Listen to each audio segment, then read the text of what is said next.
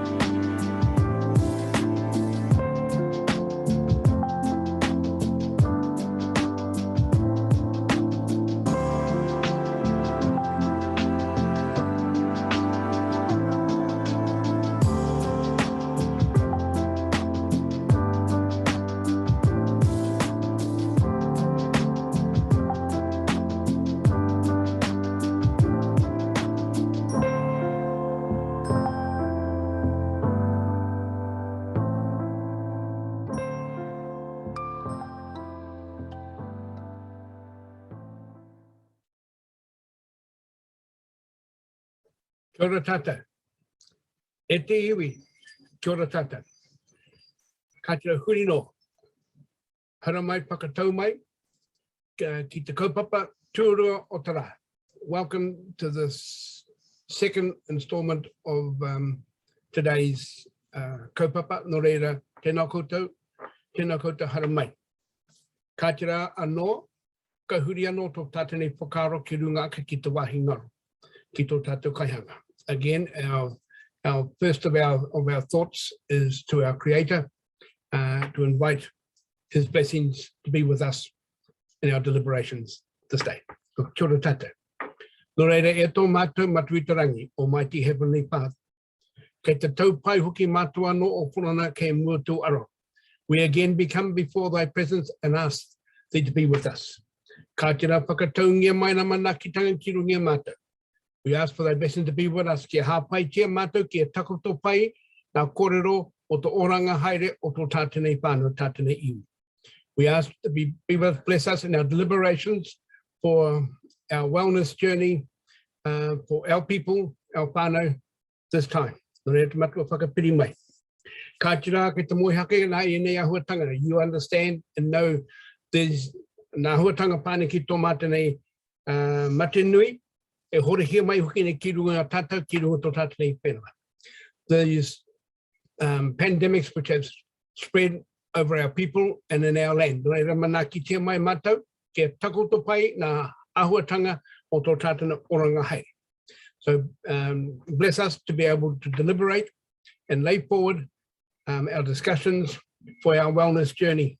Ka te matua whakatau mai, whakatū whera nei, and open our deliberations at this time, kei runga hoki te ingoa tapu, tō tātou kai whakaora ake. Amen.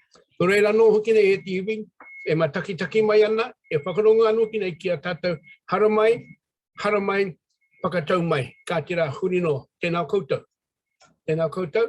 a tēnā tātou anō. Ka te rā tō tātane waiata, e tautoko ake koe nei tēnei tō tātane mihi, e hara i te mea. Tēnā ke rungo hoki nei te pānui nei. E hara i te mea no ai te aroha noa tūna tuiho i tuiho te penua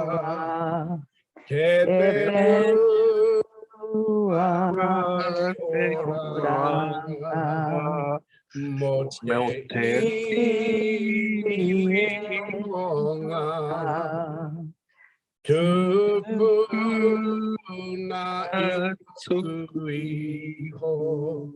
i tuiho tumanako whakapono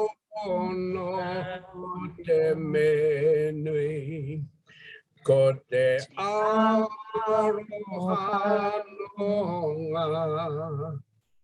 tupuna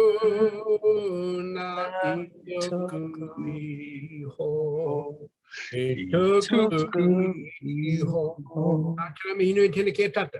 Rātou nā tini aitua kia rātou ku whetirangi kia haere koutou nā mai. Rātou hoki nei, e tuku I ho mai hoki nei nā hatanga ki a tātou tūkahake te au tūro o tātou kei te miha. Tēnā koutou, tēnā ki tātou anō ka huri nei. E ngā mana, ingerei, o rauranga te rama, tēnā koutou katoa. Ko Paula Teserero tōku ingoa, ko o te kai hautu tika hoatanga, mō te kāhui tika tangata ki Aotearoa. Nō reira, tēnā koutou, tēnā koutou katoa. Ngā mihi ki a koe, mātua Ron and Whaia Ronell, for setting the pathway for today's discussion, and I add my greetings to officials from government participating in this dialogue, to everybody watching, to family and whānau watching, and also to my IMM partners, the Disabled People's Organisation Coalition and the Office of the Ombudsman. Welcome everybody. I'm just going to run through a couple of housekeeping matters, particularly for people who are observing this session. This session is around equity and access during humanitarian crises. The session is split into 3 parts. The first part will have an opening statement from the IMM, and we will then move into a series of questions that will be posed by IMM members and will then be answered by government officials who are here present. In that particular part of the session, there won't be dialogue as such, except as the chair, if I need clarification on any of the answers, I might ask government officials a clarification question. We then move into the second part of our session, where the IMM will on its own deliberate and look at the questions that have been answered from government and what those answers were. And we will also be looking at questions that have come through from outside of this particular setting. And I'll come back to that at the moment. So those using Slido, I'll come back to some instructions around that. And during that break from 2:20, where this part of the session will end, until 3 o'clock, the IMM will be on our own, developing our supplementary questions. We'll then return at 3 p.m. and we will put those supplementary questions to the government for its response. Just a couple of points to make about Slido. So for those who are observing this session, the way to get into Slido is in the same instructions on how you got into listening as an observer to this session. Please feel free to ask questions through Slido, put them in there. We will be monitoring Slido, but we will only be monitoring it until 2:20 before we then move into our deliberation session. We won't be able to answer all of the questions that are in Slido, and if we see some that look a little bit like other questions, we might merge them or ask them in a way that you might not recognise, but please be assured that we will ask as many as we can. Those that we can't ask today, we will be following up through a separate process with government. We will also be listening carefully as IMM members to what the government says in response to our questions today, and we will be developing supplementary questions directly in response to those answers. So without further ado, ngā mihi nui for everyone's presence, and I am now going to move to our first opening statement from our IMM member, Anton Salmons from Deaf Aotearoa. Kia ora, Anton.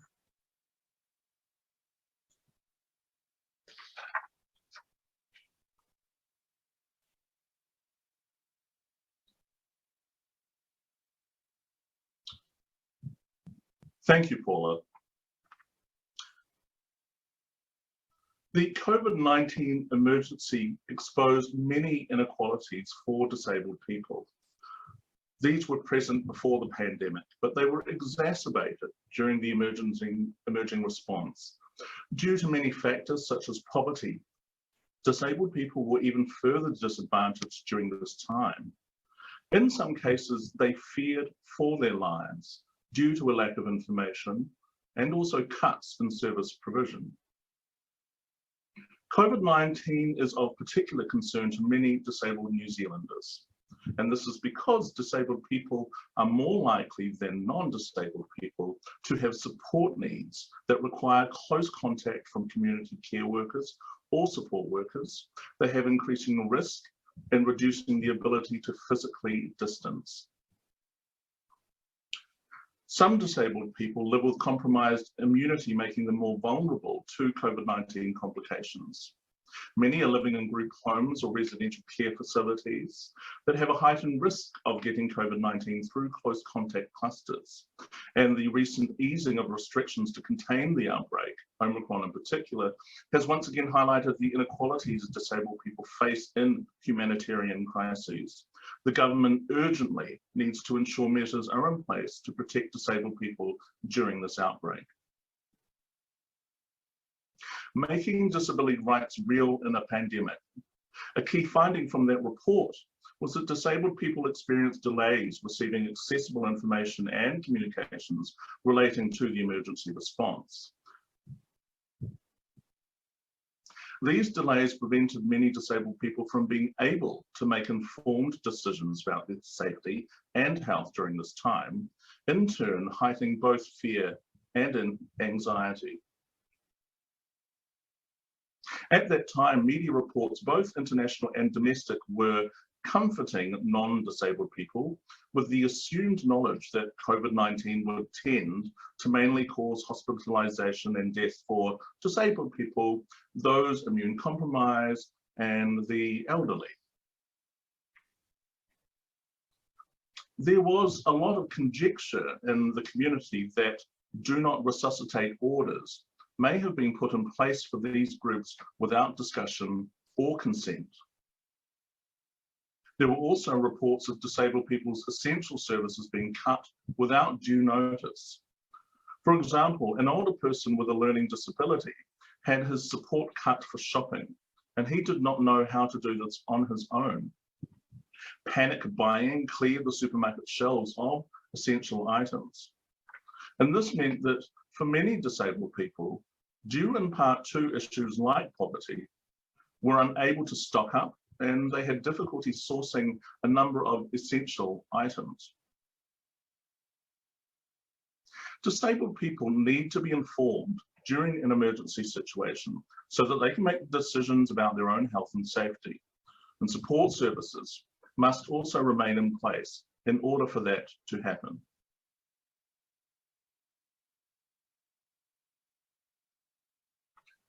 At the beginning of the pandemic, there was also a great deal of misinformation about the use of PPE equipment. And this was coupled with a lack of understanding by carers and disabled people themselves on how to use it safely, let alone effectively.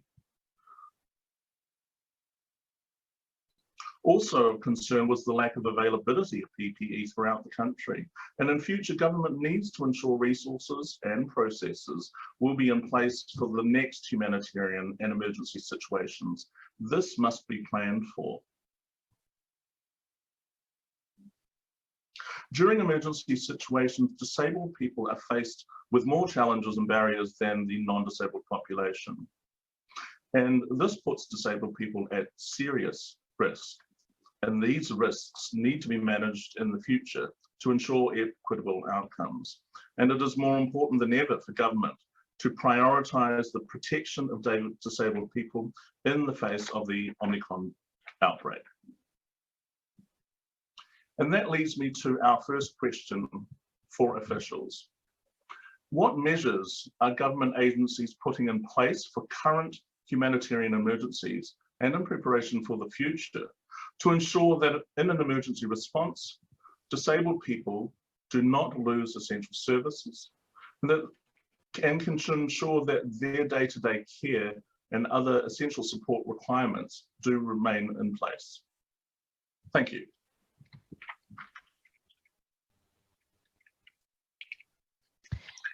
Ngā mihi nui, Anton.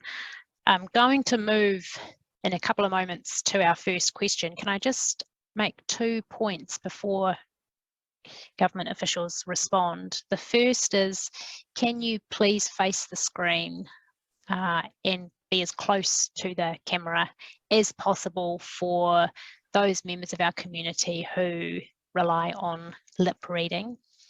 And secondly, could you also, before you give your response, say your name and what agency you are from every time you speak, just so that those who are blind or have low vision are aware of who is speaking. Okay, I'm now going to turn for our first question from the IMM to Anton Salmons from Deaf Aotearoa. Kia ora, Anton.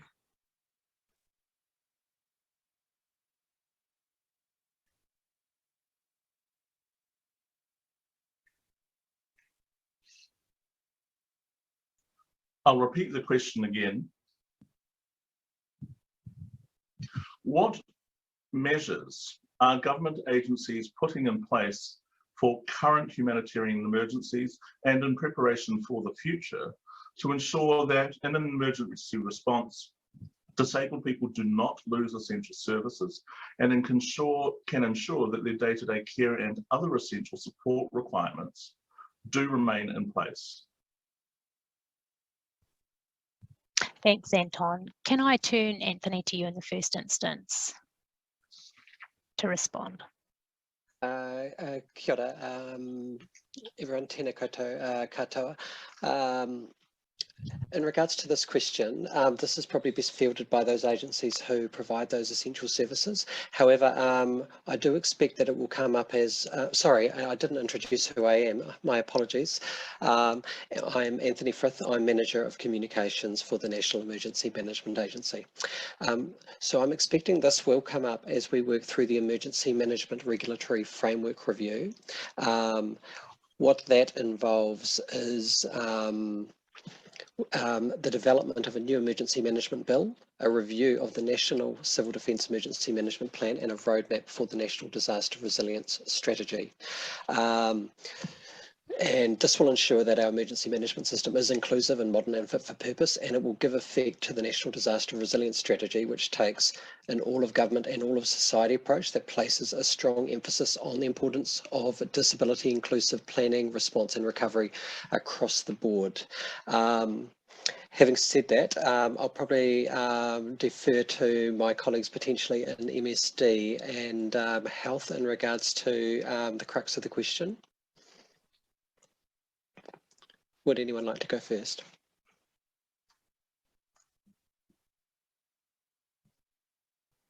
Kia ora koutou katoa.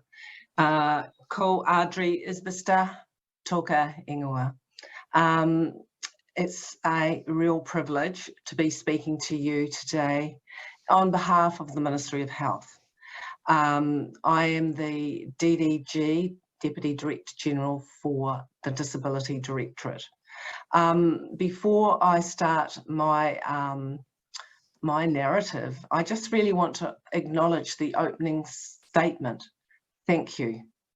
So in terms of the Ministry of Health, the Ministry of Health, as a steward of the health and disability sector, has a significant role in planning for and responding to humanitarian emergencies.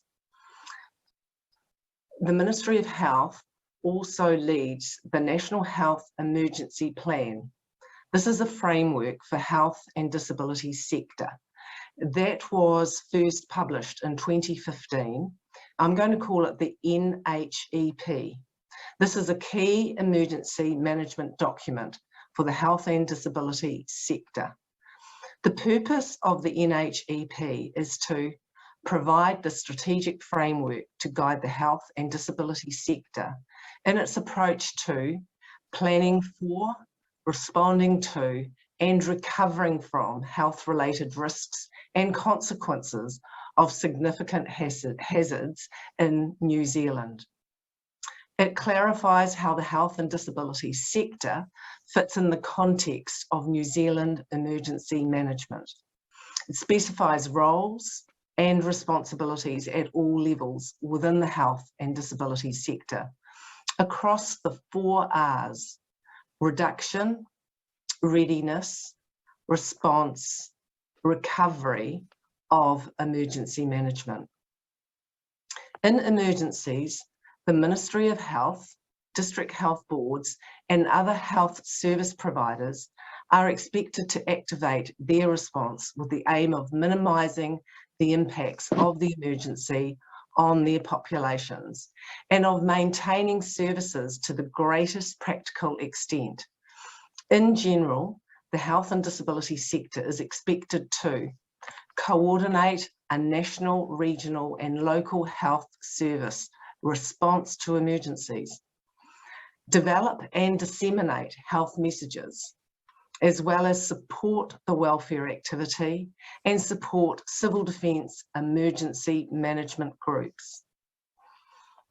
Health services have roles that contribute to achieving many of the response objectives within New Zealand's emergency management modelling, including preserving life, preventing escalation of the emergency, providing safety and security measures for people and property, caring for sick, injured, and dependent people, providing essential services, preserving the governance, the stewardship of those services, enabling the continuation or restoration of community activity.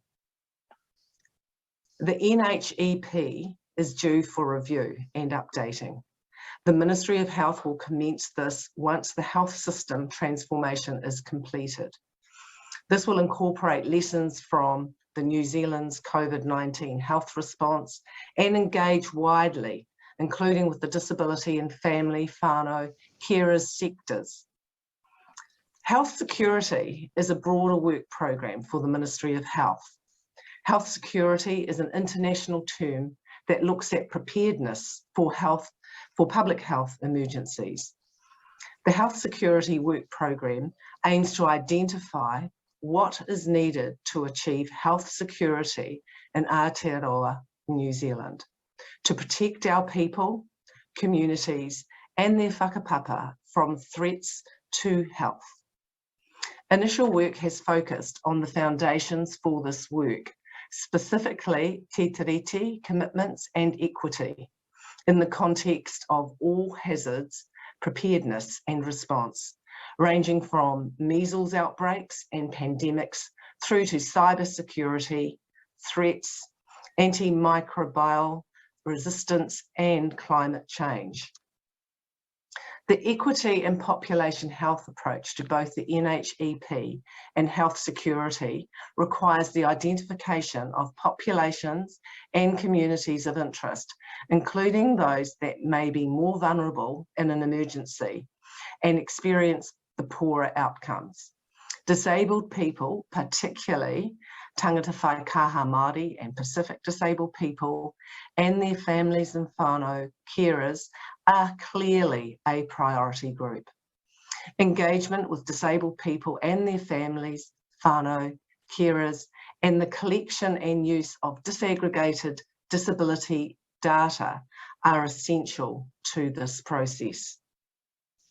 In response to COVID-19, the COVID-19 pandemic has required that the Ministry put in place an ongoing response to ensure disabled people continue to receive the essential services and support and day-to-day care that they require. We acknowledge that at times this has been challenging, and the impact of any disruption to services is significant for disabled people and their families. We also acknowledge that the pandemic has further highlighted the inequities that disabled people experience. Our response has involved planning for and supporting service providers and disabled people, in particular those receiving the Ministry of Health funded disability support services. I'll call that DSS, throughout the duration of the COVID-19 pandemic. Work is ongoing and evolving, and we can continue to learn and improve our efforts. The Ministry has been very clear with our providers. Those are the providers that are funded by DSS to provide services in the community. We've been very clear with those providers that essential services must continue for disabled people, and understand that they are doing their best to do so. From early in the pandemic response, the COVID-19 Health and Disability Response Plan, April 2020, identified disabled people as one of the priority population groups who face the specific risks from COVID-19 and require a targeted approach. Components of this plan included disability providers having incident management plans, accessible information, which would be in alternate formats, and stock takes of disability-related equipment. A core component of the ongoing response is regular communication with and assistance for DSS providers who are the front line in communicating with and providing care and support for the Ministry's DSS 45,000 plus clients. In relation to home and community support services specifically, all DHBs also have HCSS, that's Home and Community Support Services, pandemic response plans to ensure essential services are provided to clients at most risk, and providing and those that are requiring life-preserving services. For other clients, services are triaged to focus on the clients who need essential services to reduce risk and harm. Clients include disabled people and those with long-term conditions and those over 65 years.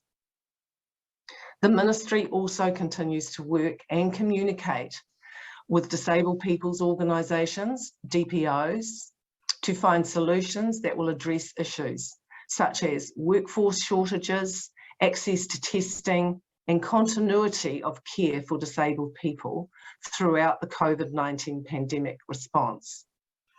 There are several other activities now in place to better support disabled people through COVID care in the community program. I'll call that CIC. This includes the identification of disabled people who test positive to ensure that they get the support that they need. The experiences of the COVID-19 pandemic continue to inform current and future health and disability sectors' responses across many issues, including for disabled people, particularly, as I've mentioned, for tangata whai Kahamadi and Pacific disabled people, their families, the whanau and carers. We understand that the emergence of the Omicron variant has had a very real impact on our community, and we welcome the inquiry by the Disability Rights Commissioner and look forward to implementing the recommendations that this will generate to improve the lives of disabled people. Thank you. It's Paula speaking. Namahi Dri. Can I just ask a clarifying question? At the start, you mentioned the NHEP, the framework for managing hazards in New Zealand. Was that the framework used to guide the government's response to COVID? And if it was, has it been amended since COVID? It is. Thank you, Paula, for that question. It is in the process of, from the information that I have, in the process of being amended once we get over the flurry of activity, but it hasn't been amended. It was used to guide, bearing in mind many plans have been put in place since the pandemic. Yeah, so no is the answer. It has not been amended as yet. Okay, thanks, Audrey. I'm going to move on to the second substantial question from, actually before I do, my apologies, can I just check whether there were any other officials that wanted to add anything to that first question?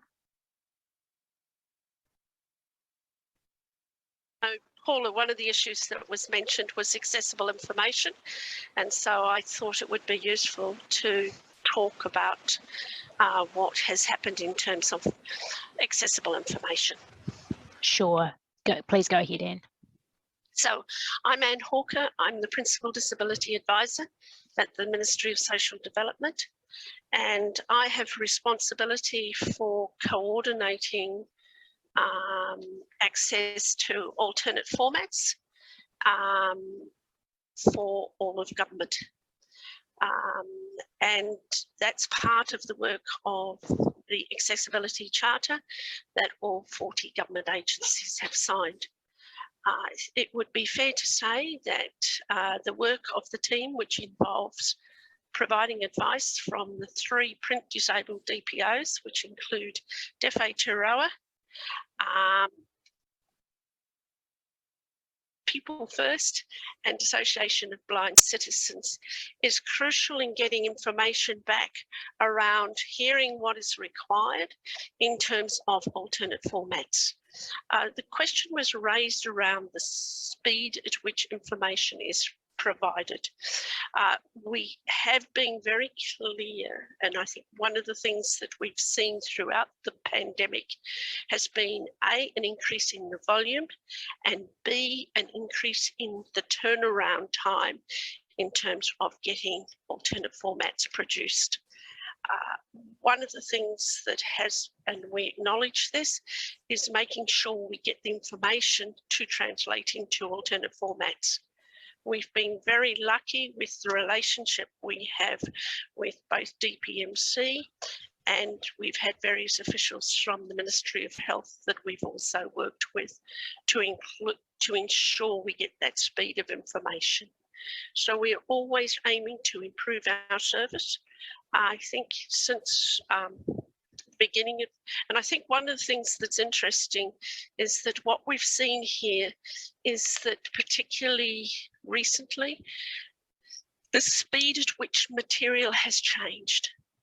So we've had to not only produce documents, but keep documents updated. So we've been constantly over the last week. So if I look at what happened this week or last week, we turned around a document within 24 hours to get all of the material up in terms of what had happened and the changes that had been made on the Monday. All of that information was up in alternate formats on the COVID-19 space. We also now have a fridge magnet right at the front that indicates that is the where to go to for alternate formats. Because sometimes it was a little bit difficult to navigate, and we appreciate that.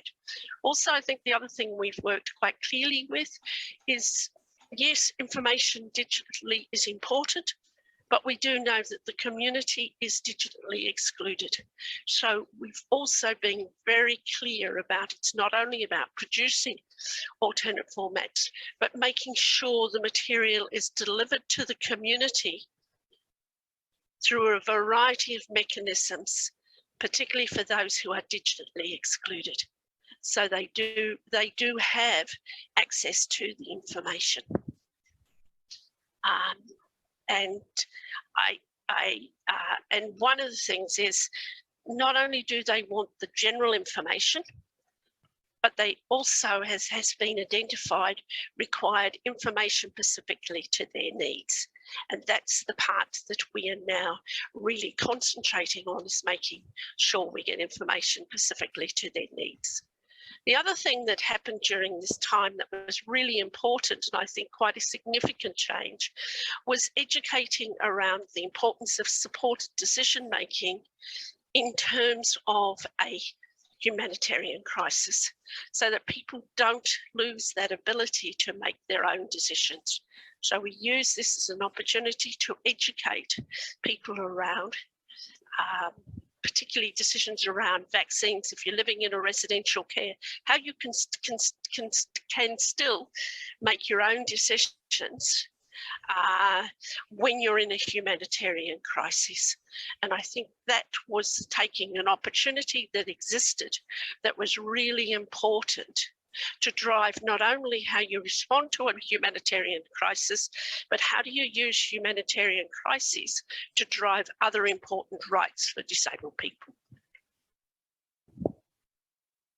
So that's probably, is that sufficient information at this stage? I'm sure there'll be more supplementary questions. Ngā mihi, Anne, that's helpful, thank you. Before I turn to the second question, just very quickly, so I can manage us to time, is there anything else anyone from government wishes to add?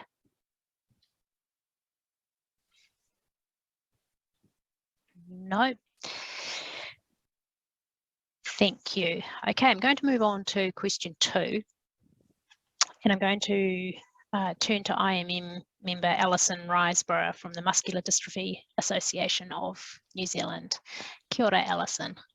Kia ora. I thought that question 2 is largely about the issues that Anne Hawker just talked about, but I thought I'd read it again and just remind everyone about this question and see if there's any other angles that Anne or the others would like to take. So question 2 is, what is the government's plan to ensure disabled people's information and communication needs are met in current and future emergencies, bearing in mind the Accessibility Charter wasn't in place before the COVID-19 emergency arose, and there were a range of issues of concern around access to information and alternative formats. And part A of that question is, given the digital divide, what plan is in place to communicate with disabled people, their representative organisations, iwi and other community groups in a timely and accessible way to ensure they have the information they need to keep themselves and their whanau safe? Thank you. Kia ora, Anthony Frith from NEMA here. I'd be happy to weigh in on that if that's okay.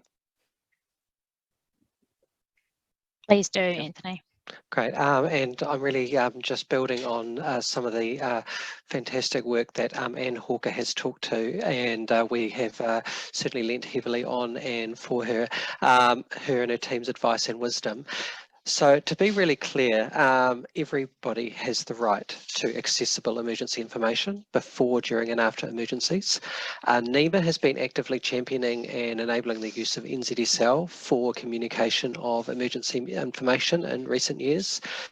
For example, in 2018, we put in place an MOU with Deaf Aotearoa. We work with them to develop NZSL resources. So we've worked with Deaf Aotearoa and the Office for Disability Issues to develop the To Sign is To Be Seen resource. And this promotes best practice for NZSL interpreters at media stand-ups.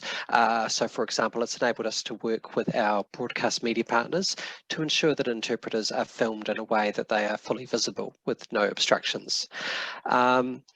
Additionally, in April, our Get Ready preparedness information website will meet the New Zealand government's web accessibility standards, and in May it will see we will see Get Ready be available in NZSL and with easy read, large print and audio to follow as soon as they're available, and that work's underway. And CDM groups and DPOs and any other organisation will also have access to the advice on Get Ready to distribute in these alternate formats. And we have on Get Ready bespoke advice for disabled people on preparedness. But looking forward, through the regulatory framework review, NEMA is seeking to strengthen the provisions for accessible information in both readiness and response, because as the legislation plan applies not just to NEMA, but across the players of the whole emergency management system, this is actually a really good opportunity for us to bolster what are currently quite flimsy provisions when it comes to providing accessible information before, during and after an emergency. So we will be engaging with disabled people and relevant agencies throughout the course of the year as we advance this work. Ngā mihi nui. Ngā mihi, Anthony, it's Paula speaking. Can I just ask a clarifying question? You talked in there and we've had some really helpful information around alternate or accessible formats. You talked about bespoke information for disabled people, which is different in the sense that it is taking the generic information and it's creating particular information to respond to the needs of disabled people. You Correct. touched on, are you able to expand, if you can at this point, otherwise happy to pick it up later, on what that bespoke information work is? I'll probably come back to you with some more detailed information, but it's about identifying ways in which. So we did a survey last year. It's our annual disaster preparedness survey, and that shows that 14% of respondents say that they've got they or someone in their household have a disability that affects their ability to get through an emergency. So that includes mobility issues, but also other issues such as whether it's autism or sight or hearing. And so this is about providing advice to help people overcome those barriers and challenges in an emergency. I think we've got more work to do in that space, but it is a start. Okay. Ngā mihi, Anthony. Is there anybody else from government who wishes to add anything to that question too? So I think Kia ora koutou. Audrey Isbister from the Ministry of Health here, and I will pretty much add to Anne's and align with Anne's narrative. So thank you, Anne. So in terms of the Ministry of Health, during an emergency response, health services need to coordinate across government with other agencies and to communicate effectively within our own agency as well, as partner with health service providers and the public. So it's a broad response. Public health emergencies such as COVID-19 have continued to confirm both the importance and the challenge of providing accessible information, particularly in those alternate formats, e.g. easy read, large print, New Zealand Sign Language for disabled people, again, particularly for tangata whaikaha whānau carers. And situations and actions in emergencies can happen at a great pace, moving hour by hour. And this brings the challenge of identifying all the key messages and communications and the practical opportunity to develop alternate formats in a timely manner. Recognising that some of these take time to be produced, this can also be influenced by capacity to produce the formats. The Ministry of Health is firmly committed to ongoing development of accessible information in alternate formats for disabled people and their families, whānau, carers. And this we recognise as a fundamental human right. Through the COVID-19 response, the Ministry of Health has worked with all of government within an all-of-government process with the Department of the Prime Minister and Cabinet, DPMC, the Ministry of Social Development, and thank you, Anne, and disabled people's organisations, coalitions, to produce many items of alternate formats. These items influenced a lot of the communication going forward, and we couldn't have done it without our DPOs. The formats include easy read, New Zealand Sign Language, Braille, audio, and large print. Information in alternate formats have been made available on the Unite Against COVID-19 website and Ministry of Health's website, and disseminated and shared via other online platforms, networks, and communication mechanisms. And they are still being produced regularly, with many in production and others planned. The Ministry of Health acknowledges that there have been considerable challenges for all parties in this work. And this includes producing information at pace, as mentioned, and to schedule this into alternate formats. So we are committed towards a sustainable future process to ensure that accessible information is in alternate formats is a priority part of all the communications and information, including and most importantly during emergencies. So Paula, can I add a comment? And particularly I do notice there were two parts to Alison's question. Yes, please, Anne. So I think picking up on and following on from what Audrey has said is that what we made a decision was that COVID-19 information would be given priority, and we communicated that to all other agencies who are also wanting information provided. We also recognised that we needed to grow the alternate formats. And so one of the things that we have done is that we were successful in getting funding to allow us to increase the number of translators for each of the services. The other thing that we have done, and I think it's important and it ties into the other questions, is that we, in doing a presentation to NEMA, we're doing it with MPP and TPK, who indicated that they used the easy read versions of what we had translated to disseminate information to particularly older Māori and the Pacific communities, for whom English may not be their first language. And that, they said, was highly successful and really important. I think the third thing is that recognising the digital divide, and that is why it's been really important and part of our education program of not only saying it's enough to produce, but also how do you disseminate that information out, and making sure that we get it as widely disseminated throughout the in hard copies as well, and looking at how do we connect to community, to CABs, to libraries and other mechanisms to get the information out. And I think that's been part of the development of understanding the needs of the community. And that's where what we have seen has been quite a growth in why it's important. And also important to, while we may have accessible websites, it's also important to have all of the Braille formats there, because a number of people may get their family to download information and they want that information quickly. I think the other thing that we have seen, and this has been repeated, when people have good information, they then become part of, they're no longer vulnerable. They are part of and able to make informed decisions. And that's what's really crucial, is being able to make informed and independent decisions. And that's probably the key focus of the work of alternate formats, is enabling people to make their own decisions. Thank you, Anne.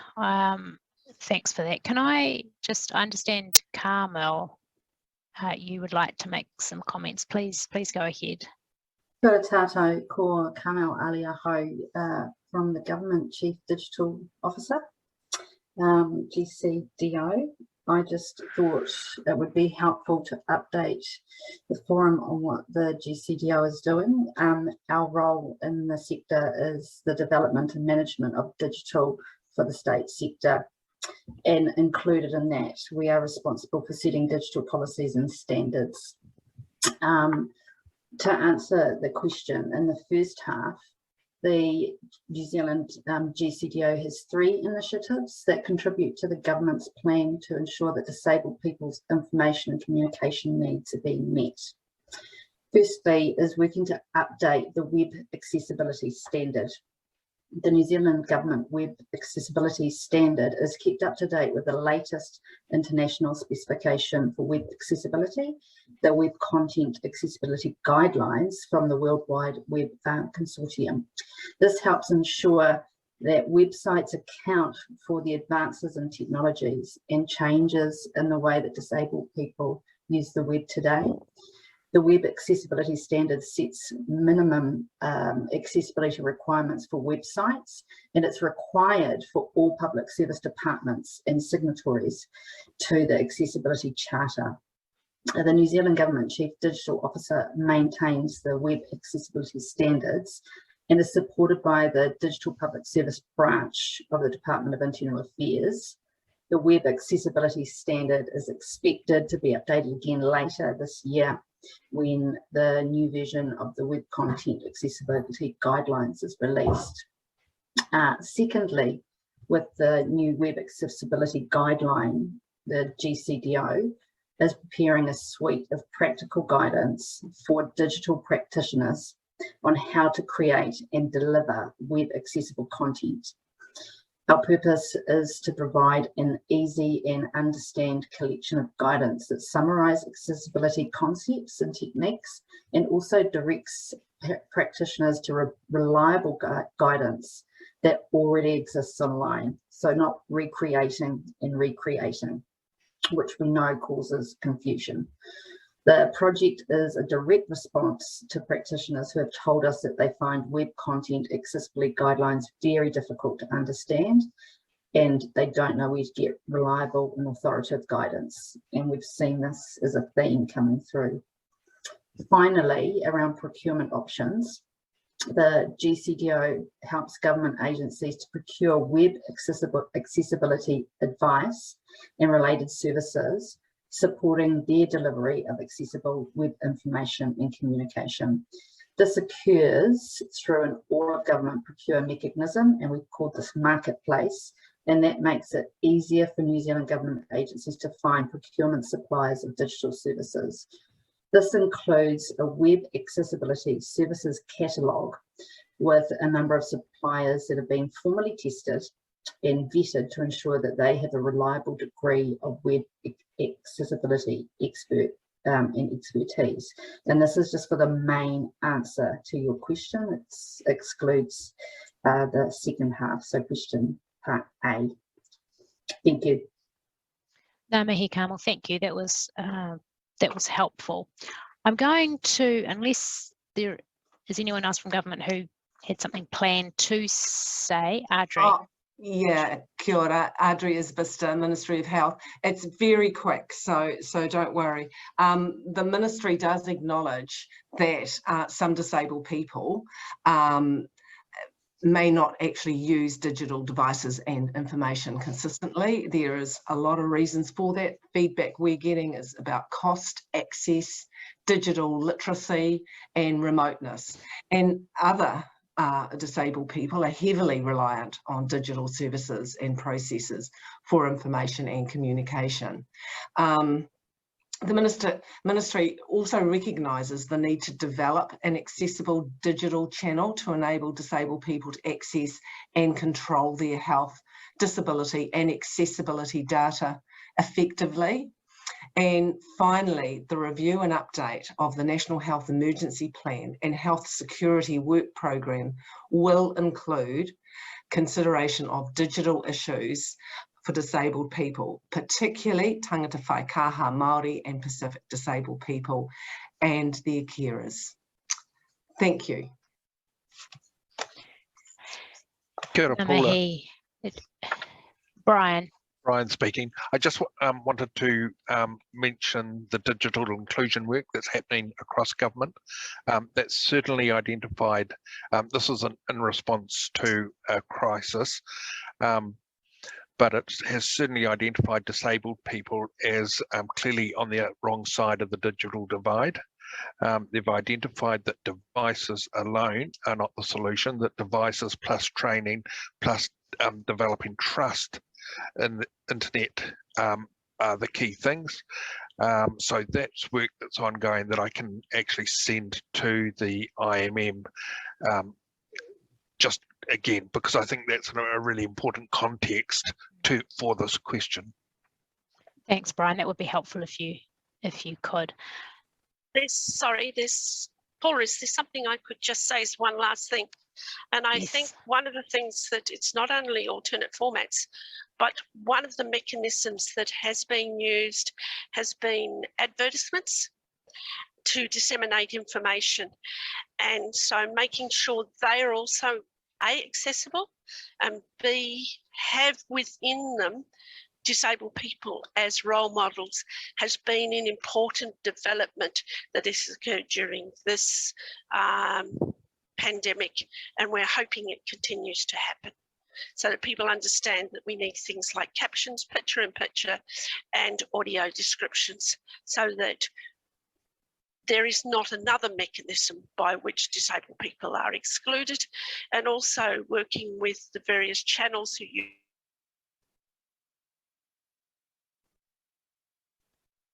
Oh, I think we've lost Anne. of accessibility. Thanks, Anne. We missed. Sorry, did I freeze? You did. I So think my we got. the last bit. Oh. No, I think we will. Was around ensuring social media. Thanks, Anne. I think we got it. You froze a couple of times there, but I think we got the gist of it. So thank you, everyone. I'm going to move on now to our third question, and I'm going to ask our IMM member, Chris Roguski, to ask that question. Chris is from People First New Zealand, Ngā Tangata Tuatahi. Kia ora, Chris. Kia ora, everyone. What plans are in place to make sure government agencies know about Article 11 of the Disability Convention? What things are government agencies doing to make sure disabled people will get the right information in the right time at the right in the right way at the right time during an emergency? Kia ora, Chris. Thank you. Anthony and Brian, turn to you in the first instance.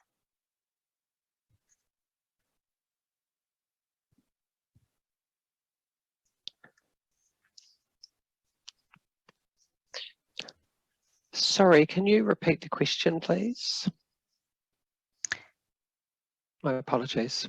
That's okay. And sorry, go ahead, Chris. Just for Anthony's context, we've split question 3 just into 2 questions. So please go ahead, Chris. What plans are in place to make sure government agencies know about Article 11 of the Disability Convention? What things are government agencies doing to make sure disabled people will get the right information in the right way at the right time during an emergency? Thanks, Chris. Excellent. Thank you for that. Sorry about that.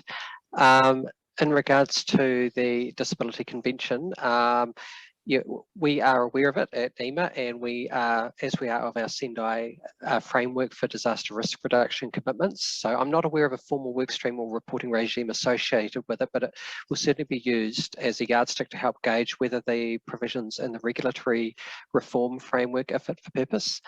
In regards to ensuring that disabled people get information, I guess in a timely way, and that it reaches them and in an accessible way in an emergency, I'll refer back to what I was talking about earlier, in that we are really focusing on NZSL to ensure that deaf people have access to information during emergencies, but we are conscious that deaf people are not the only disabled group out there. This is a challenge because we've just talked about the digital divide. If we are putting out information about an emergency, it will tend to be through mass communications channels. And the inherent nature of a mass communications channel is it will not be accessible to everyone. For example, radio is the most resilient channel, but is obviously not accessible to deaf people.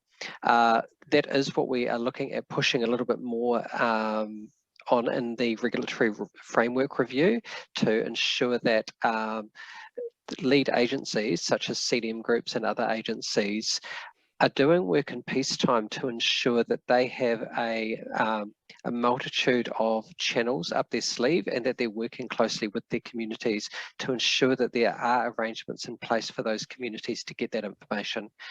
And also through our public education, we are encouraging people with disabilities and their whanau in communities to ensure that they do have networks in place. So for example, if all communications are down, that someone may check on their neighbour who may have a disability, or people will check on their whanau, because it is really important that we focus on that person-to-person aspect of communicating information, as well as the mass forms of communication. I think there's a lot of work to do there, absolutely. And yeah, and I think Anne Hawker also touched on some of that earlier. Thank you, Anthony. Can I just ask a clarifying question? You talked about the regulatory review, and sorry, you mentioned it earlier, and I meant to ask. Yep. And apologies if I missed it. Is there a time frame for that review to be completed? And are you involving disabled people and Tanata Kahamadi in that review? Yes, we are. I understand the legislation will be in place. I think it's May next year. I'll be very happy to come back to you with much more detail. The engagement plan is being developed as we speak, and yes, we will be engaging with all. We've got a we're focusing on disproportionately impacted communities, which includes people with disabilities, as well as Māori communities, rural communities, and ethnic communities, among others. And they will all be engaged with to ensure that their voices are captured. With, this is a once in a generation chance to get it right. Thanks, Anthony. That will be important, and also important to involve families and whānau, given the particular nature of emergencies and crises.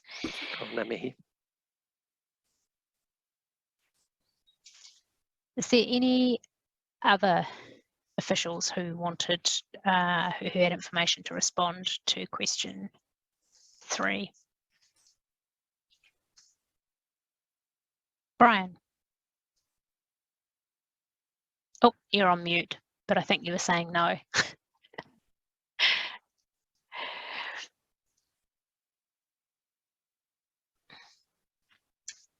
Nobody else. Okay, we will move on to the final question for this session. And I'm going to turn to IMM member Anton Salmons from Deaf Aotearoa. Kia ora, Anton.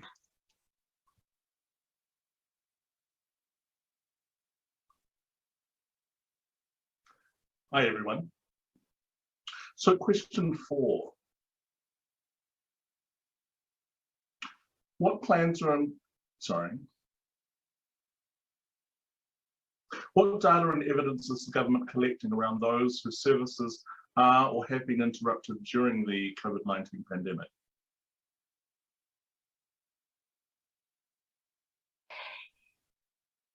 And if we could interpret that question as widely as possible, please. So services in its broadest sense. Anthony, I might turn to you in the first instance and go from there. I'm not aware of any data or evidence that NEMA is collecting around this. Would be really interested in seeing any data or evidence, as it would help us understand the impacts on the communities that will be affected. I do wonder if health or MSD may have something at their fingertips. Yes, kia ora koutou. It's Adria's Bista, Ministry of Health. Can you all hear me okay? Yes. Yep. Cool, thanks Paula. So the Ministry of Health definitely acknowledges the significant impact that any level of service interruption has on disabled people. It also acknowledges that data collection is an area that needs ongoing development and improvement. So due to the fast pace of COVID-19, it has been really difficult for the Ministry to generate specific real-time data on the pandemic impacts on our DSS client group and others with disabilities. The monitoring of service disruption is a work in progress, with work underway on identifying the various sources of information currently available and developing a data collection tool to fill the gaps. So there is work ongoing. Although we don't currently have national level numerical data of the impact of COVID-19 on service disruption for DSS clients, and that includes clients in residential care, we do have narratives information from a range of sources that we do use to inform our ongoing response. And this includes feedback from our community. And currently we receive updates through the following channels: reports from data monitoring and analysis team, which is based on provider invoices and service utilisation. We have weekly meetings with home care and support service providers and disabled persons organisations who provide the verbal updates supplied by DSS providers. Most providers are monitoring their workforce and some are sharing weekly reports with the Disability Directorate. Feedback from Disability Directorate portfolio managers who are in regular contact with some DSS providers is also extremely important to us and will influence planning going forward. The Ministry of Health, however, has recently begun producing a weekly Omicron health sector clinical indicators dashboard. This has summaries of the impact of the outbreak on groupings of health and disability services or providers, plus workforce issues. This dashboard includes information impacts on disability providers and on home and community support services. It is an important means of capturing weekly data where available and other information to monitor and inform the health and disability sector's ongoing response.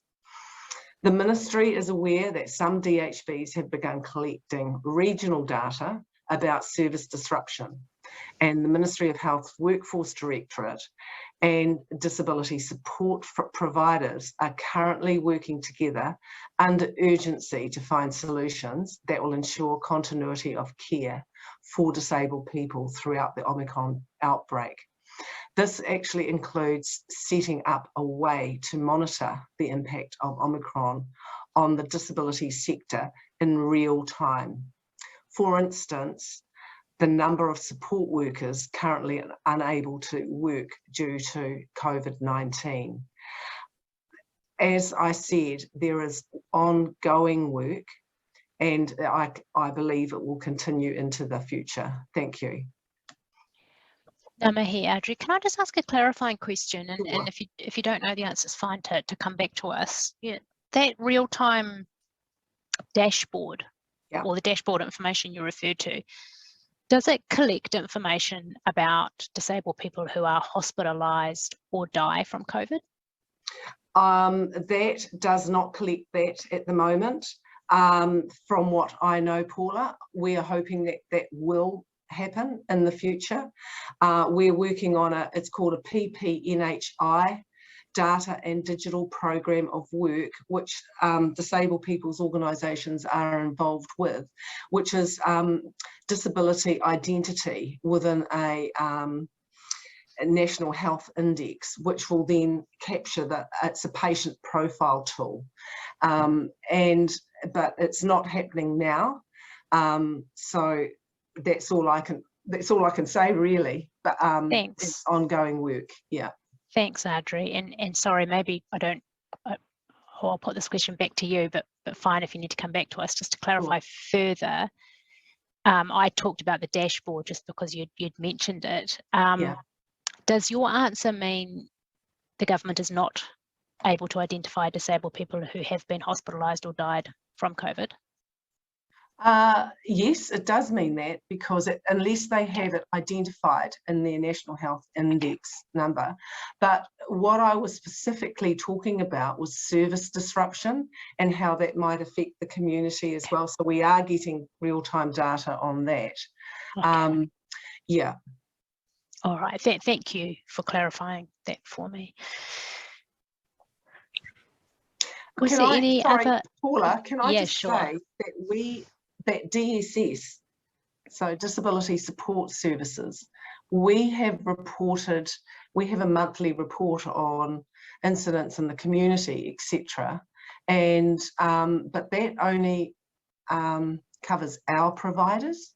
Yeah, I'm sorry, our service users, disabled people, tangata whakaha. So that's not going to be giving the health sector all the information that we need from the self-identified 1.2 million people. So so I suppose it's a little bit of information that we could provide, because we get reports of people passing away. All right, thank you, Audrey. I can see a hand up from, is it Jessie? Did you? Yeah. Kia ora koutou, Jess Nichols from the Ministry of Social Development. I was going to provide some detail from a general perspective around our response activities to support people impacted during the COVID response, if that was helpful. Thanks, Jessie. As it relates to disabled people, would be particularly helpful. Yeah, I can't provide specifically for disabled people, but if that's the sorts of information you're after, then I'll have to see what else I can provide. But if you would like a general update, I can do so. What I might do, Jessie, if it's okay, is if we've got time before 2:20, I'll circle back to you for the general update. But I can just see that both Anthony and Brian have their hands up, so I might turn to them first, and then if there's time, come back to you. Got it. So, Anthony. Kia ora. I do have a very brief statement from Waka Kotahi that they've asked me to read in regards to that. Would that be okay? Sure, thank you. Sure. So as a direct response to the pandemic, Waka Kotahi made public transport and the total mobility scheme free at alert levels 3 and 4 in 2020. Waka Kotahi also has an ongoing project in conjunction with the research company IPSOS, or Ipsos, to record a wide range of people's experiences, both disabled and able-bodied, on transport since COVID-19 started in 2020. And this has led to a specific research project interviewing people with a disability to find out more about their specific experiences of accessing the transport network during COVID-19. The Understanding the Transport Experiences of Disabled People research project incorporated a chapter on disabled people's experiences during the COVID-19 lockdowns. This chapter was based on interviews with 100 disabled people and showed that they experienced greater transport difficulties during lockdown than people without disabilities. Again, these findings will inform any future review of total mobility and any policies and programs aimed at meeting the needs of disabled people. Ngā mihi. Ngā mihi, Anthony. Thank you for that. Brian. Kia ora, Paula. I was going to add two things. One is the vaccination uptake, and I mentioned it yesterday around the work with Social Wellbeing Agency, the way that they were able to actually get information on the vaccination rates of disabled people. And I think I mentioned that as an exemplar of good practice in the future in order to get real-time information that Social Wellbeing Agency has access to. The other thing that I just wanted to mention is that on the ODI website, there is infographics on the impacts of COVID-19 on disabled people in New Zealand. So it includes the vaccination uptake rate.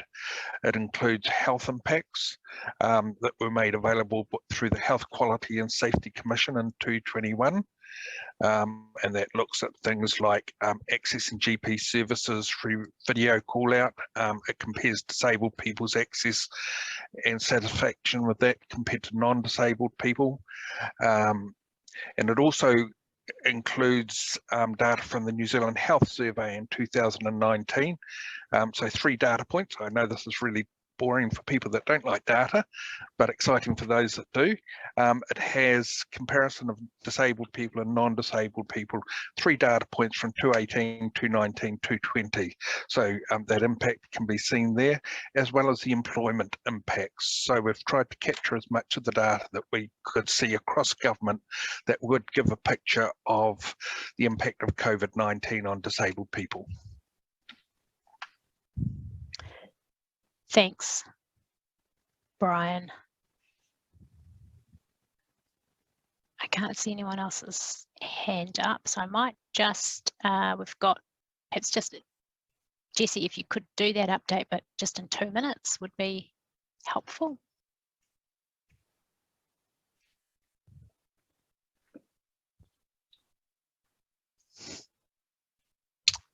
Right, that's all working.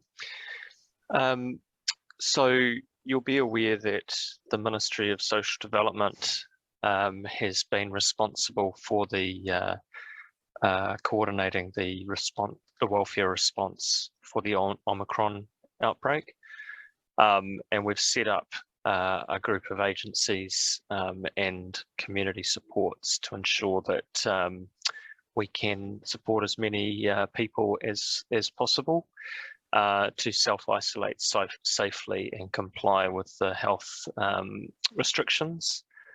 So to do that, we had to ensure that there were multiple ways of access to support. So we've got our own phone lines, we've got direct access to providers, and we've set up online systems as well. Over the period from around December to March, we've received around 90,000 requests for support, with around 11,500 referrals to community providers. So that ensures that people aren't having to connect directly or have help provided directly from MSD. But that we have people in the community supporting people directly, and that includes funding around 500 community connector positions that are located in community providers around the country who work directly with Whanau on support that they might require. And that's quite a wide range of supports available. They've got a discretionary fund that they can access to support people, and that can be used in multiple ways. Vast majority of support that we've provided is around access to food, with around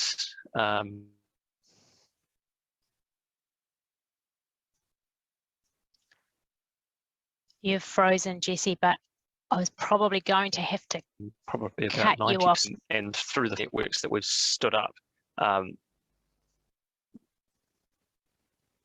Jessie, we're having just a few problems with your link, but it is 2:20, and so I am going to draw this part of the session to an end. Ngā nui kia koutou katoa. Thank you for responding to those substantial questions.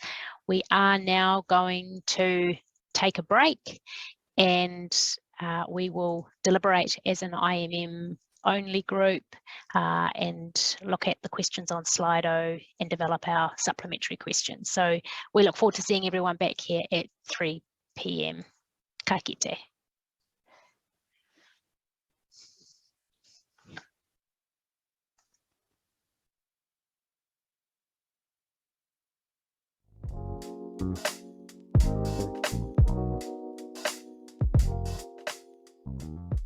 Thank you for joining the IMM Forum. We are now in the breakout session. Please come back for supplementary questions at 3 p.m.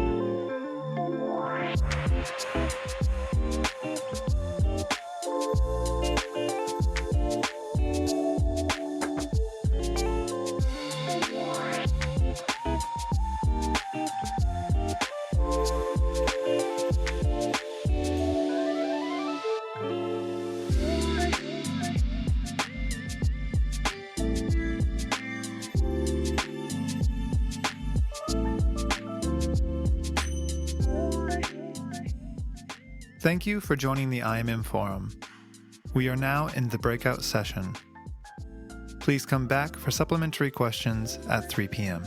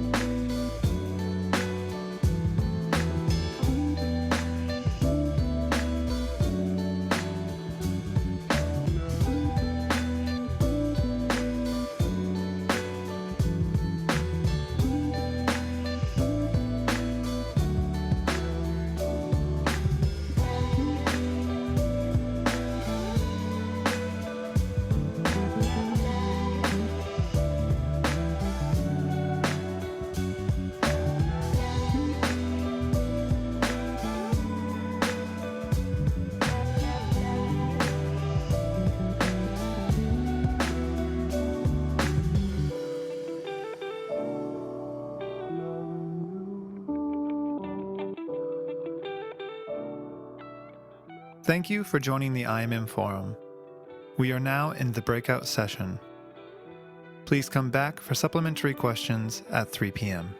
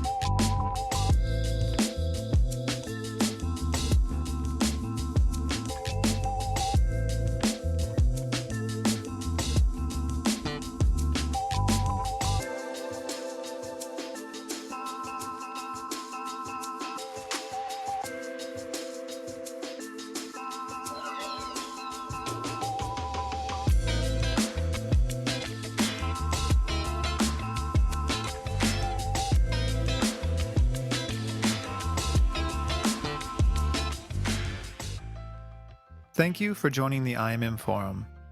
We are now in the breakout session. Please come back for supplementary questions at 3 p.m.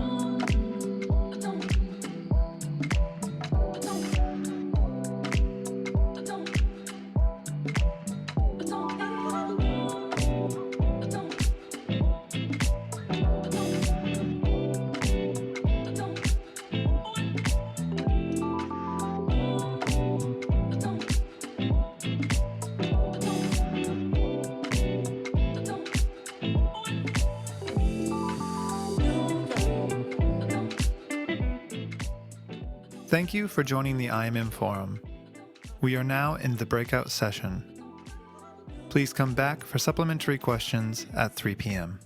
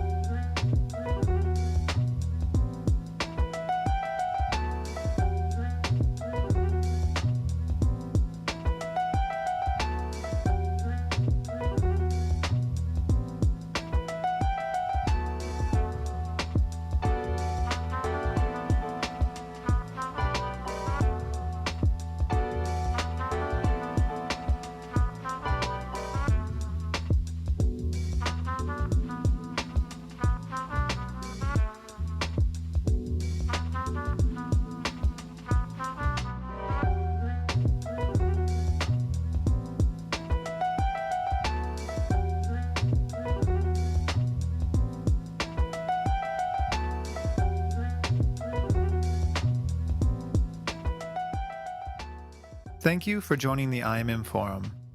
We are now in the breakout session. Please come back for supplementary questions at 3 p.m.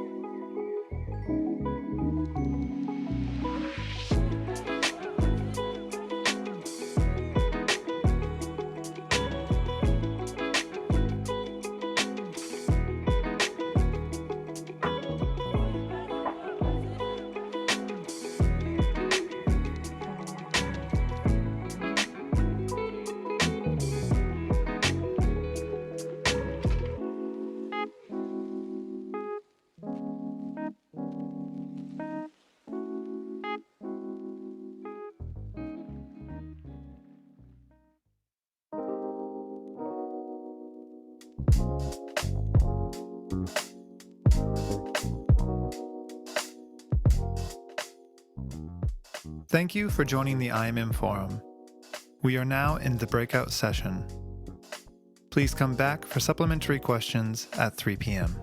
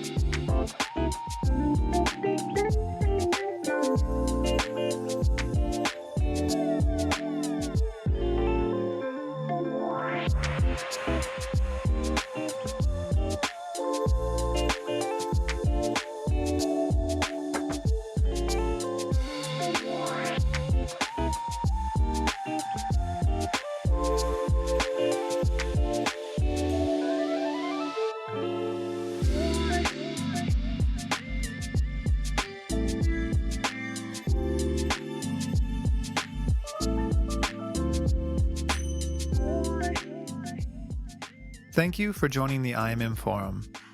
We are now in the breakout session. Please come back for supplementary questions at 3 p.m.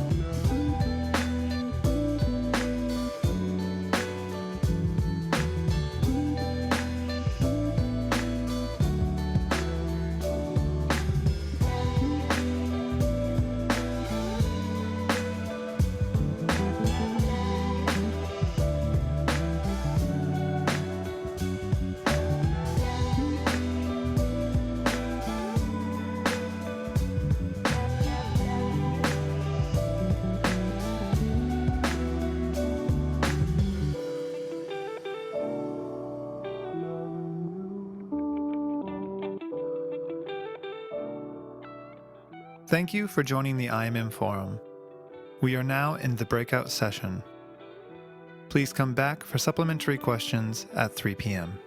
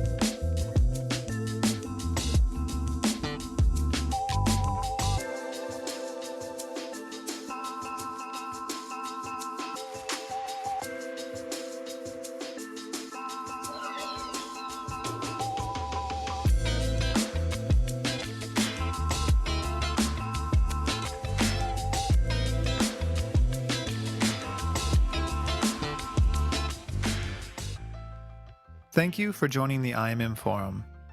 We are now in the breakout session. Please come back for supplementary questions at 3 p.m.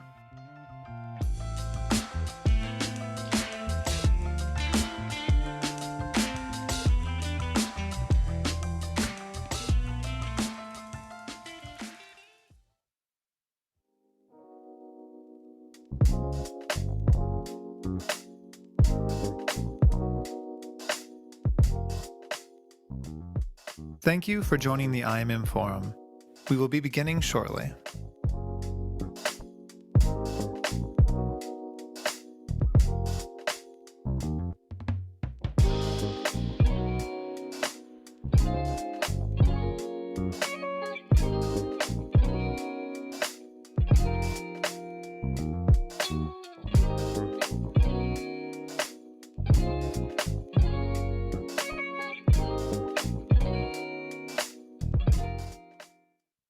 We will begin in 60 seconds.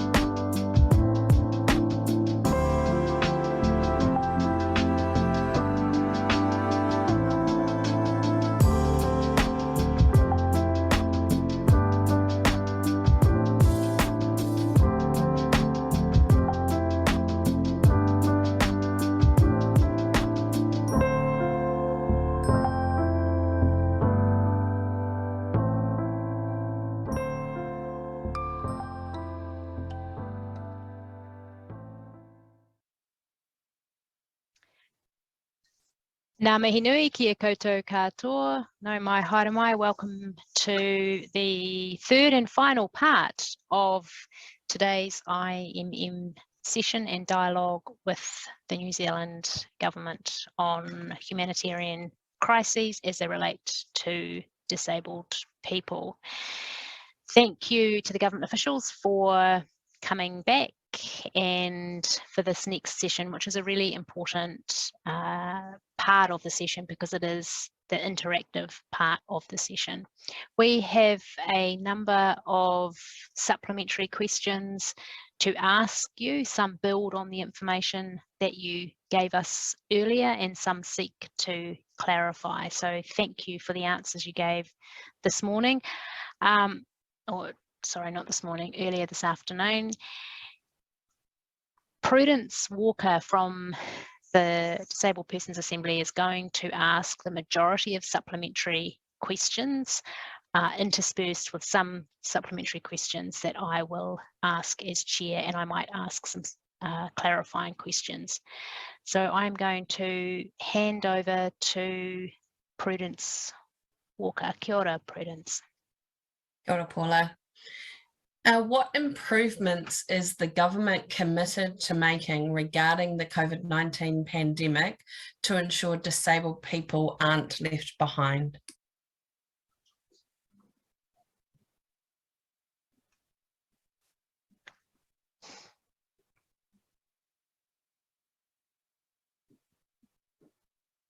I'm happy to answer that from a Ministry of Health perspective, Prudence. I can't speak to other agencies, but from a Ministry of Health perspective, I can assure the IMM and the UN that we are fully committed to ensuring that we will consider always to improve or continue to improve the response for disabled people.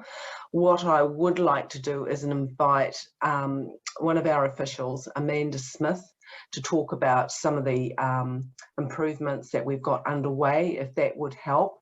So Amanda, I don't want to put you on the spot, but I actually think because you've been leading as our chief advisor, some of the response for the whole of the ministry. So are you here? Can you? Yes, absolutely. Thank you, Audrey. Thank you. Kia ora, Amanda, everybody. Sorry, Amanda, it's Paula speaking. Just before you proceed, I should have said that if you're not able to answer a question because you don't have the information in front of you and you want to come back in writing or something, that's absolutely fine. Please just let us know. So Amanda, back to you. Kia ora. Kia ora, everybody. Amanda speaking. I mean, I think, you know, for us, there's some key messages in relation to how we can improve the pandemic response. And, you know, I firstly want to absolutely acknowledge the disadvantage that disabled people have experienced throughout the pandemic response, and that, you know, whilst we can continue to improve, that, you know, people will feel that improvements should have happened at a much early juncture. One of the things we feel is quite positive is that the Disability Directorate within the Ministry of Health has been allowed, supported to take a lead across the ministry in terms of how the whole of the ministry responds to disabled people. This has enabled us to take more of a leadership role and ensure that communications and relationships and engagement happen appropriately, not just for our directorate, but for the rest of the ministry.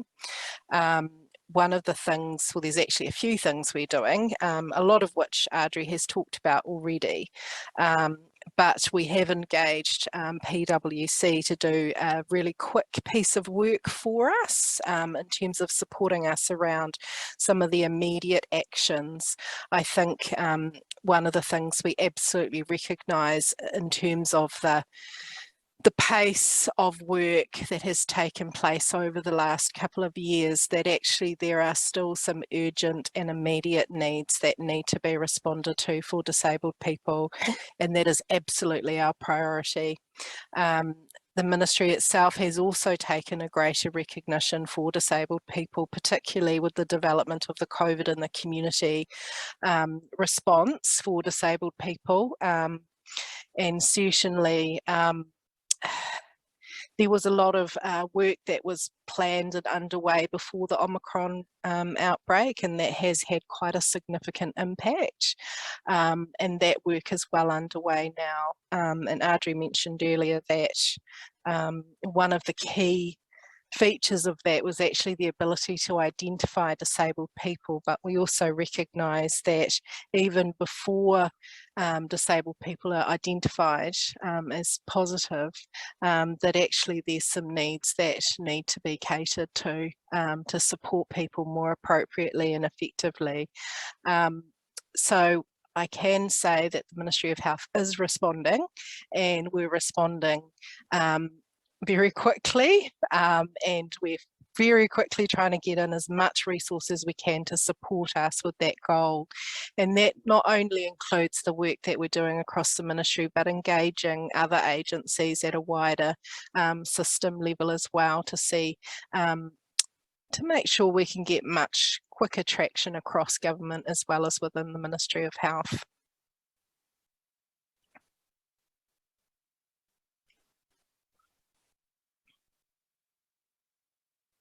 Kia ora, Amanda, thank you for that. If there's no other additional points Anthony. to make. I think Excuse Anthony. me, Paula, Anthony. Just very briefly, we will be looking at some of the pain points that have arisen from COVID-19 when we do the regulatory framework review. I'm conscious that while many of those issues fall outside the statutory framework, a lot of those lessons could probably be picked up and plugged into that. Plus, we're not necessarily constrained by what the current statutory framework is anyway. So I don't know where that will lead, but it will be really interesting, and it will inform that work. Ngā mihi. Ngā mihi, Anthony. Jesse. Kia ora, Jess Nichols, MSD. And just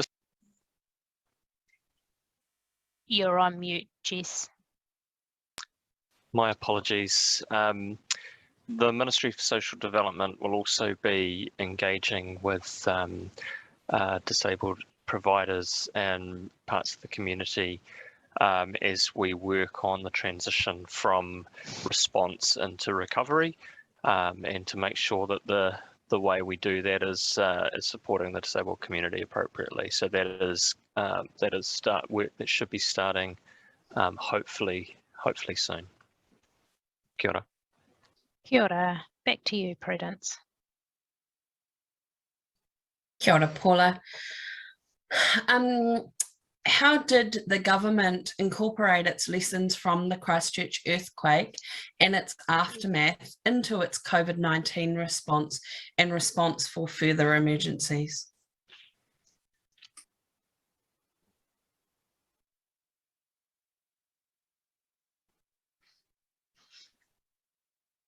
I'm happy to respond again on behalf of the Ministry of Health, mainly DSS, because that was very influential in how we led our response in the first instance with COVID-19. Because within the Christchurch earthquake, we had our emergency plan for the disability sector, and that totally influenced the things that we would need to put in place in the first instance. And working with providers who also knew what was expected in terms of linking in to the vulnerable community, and also ensuring that those with the most high and complex needs were spoken with. We used other agencies that worked on in the community for that. So it also meant that in the Christchurch earthquake, there was quite a huge gap in the data and the information system that we had, but that was up and running immediately. And it probably also did, and as I said, I can talk to DSS rather than the whole of the ministry, because that was our response for Christchurch. It absolutely allowed us access to very important information immediately, which meant some of our agencies could actually get out on the road and visit people, the most vulnerable people. So that's our response to your question, Prudence, in terms of how it influenced. Thank you. Thanks, Drew. Could I just check with our tech provider? The camera for the sign language interpreter is not turned on.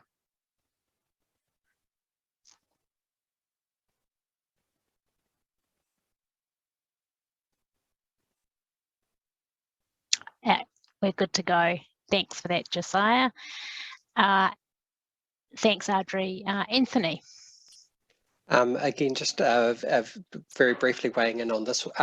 Now, I wouldn't off the top of my head be able to draw a straight line from the recommendations that came after the Canterbury earthquakes to COVID-19. One thing I can say, though, is that after the Kaikoura Huranui earthquake and the Port Hills earthquake, there was a technical advisory group review, which actually led to what is still happening in terms of a bit of an overhaul of the emergency management system, and that's ultimately led to the establishment of the National Emergency Management Agency. It has led to the regulatory reform framework, which will give effect to a lot of that. And it also highlighted, I think, some of the deficiencies we had in terms of how we communicated with disabled people. And I would like to think that a lot of the advances we made in the last few years, stemming from that review, would have contributed, given us a little bit of a head start with COVID-19. Obviously, there were a number of other issues, but yeah, that's the link I'm aware of. But I'd be happy to interrogate that further offline. Thanks, Anthony. That's helpful, and we may take you up on that offer at a later date. Thank you.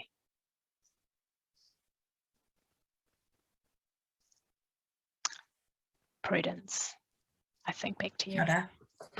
The government acknowledges tangata whaikaha Māori and Pacifica disabled people as priority groups. So then what are they doing to work with these groups to ensure their self-determination through humanitarian crises?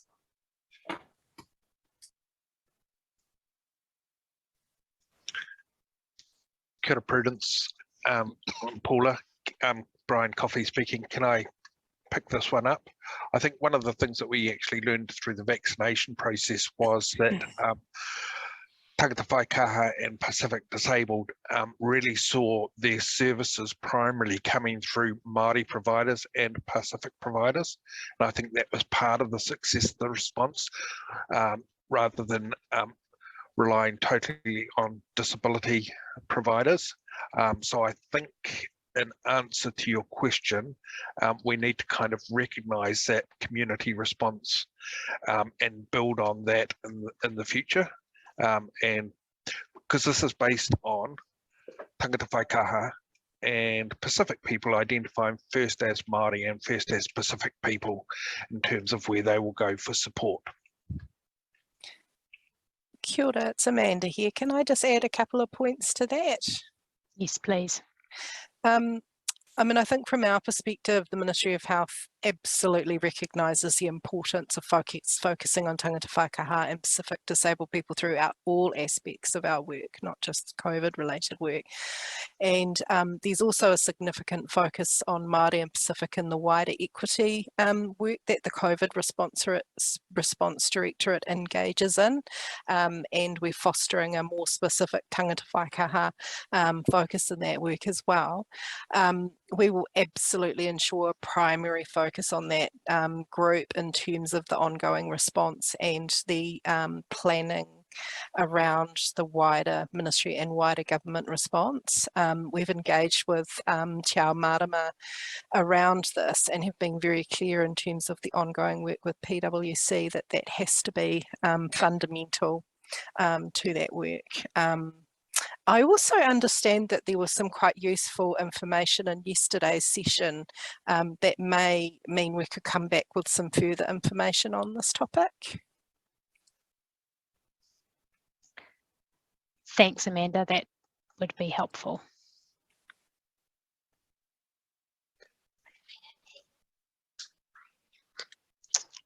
Prudence. I think Anthony. Oh, sorry, Anthony. Thanks, Prudence. No problem. I'll be very brief. I can speak very briefly more to the wider Māori Pacific work we're doing at NEMA. It's in its early days, but we have just signed an MOU with MPP. And we'll be looking for opportunities to work with them to have a more bespoke approach in improving the resilience of Pacific people. And in regards to Māori, we've been handed down the gauntlet by government, which we're really excited about, to improve the participation and recognition of Māori in emergency management. They play a huge role, but it is not kind of formally recognised in our statutory arrangements or in our systems and processes, and so that will come all the way down to how we support those communities or how those communities are enabled to support themselves. Thank you. Thanks, Anthony. Paula speaking.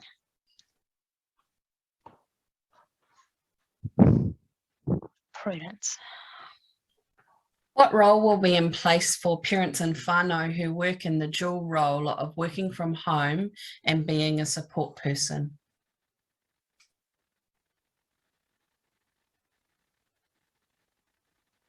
Kia ora, Amanda speaking.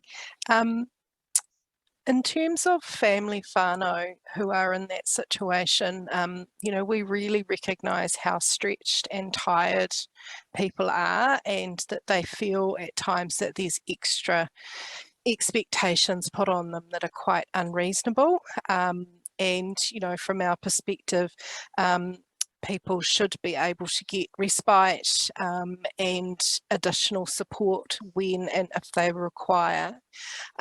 Respite in particular is recognised as an essential need for family carers and people with health and disability needs. The Government and Carers Alliance Partnership has a respite work program to improve access, availability and support to take breaks, which might help in that situation. But I think too, you know, we really recognise the challenges of those particular situations, and did so quite early on in the pandemic, where we introduced increased flexibility around individualised funding and carer support that allowed resident whānau carers to be paid. I know that doesn't fully answer but that is some suggestions of things we've done in response. Prudence, Brian speaking. I think this does speak to a bit of a gap that has happened, and in particular that some families might be out of paid work in order to look after their child, young person or older person with a disability during a pandemic, particularly when schools are closed or when people are concerned about the additional risks for disabled children in going to school. So I've got to say there's a gap. The income support that was available for people that couldn't work because their employer was their employers weren't working, or the place that they were working, there was support there, but I think what that question identifies as a gap.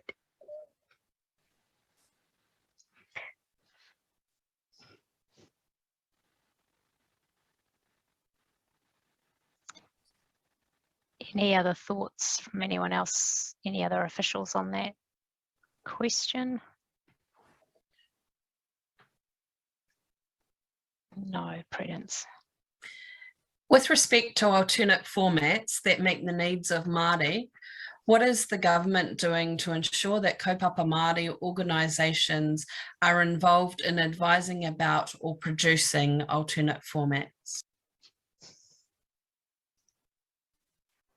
So that's probably an answer from me. So in the 2021-22 budget, we got some resources to start and work on that.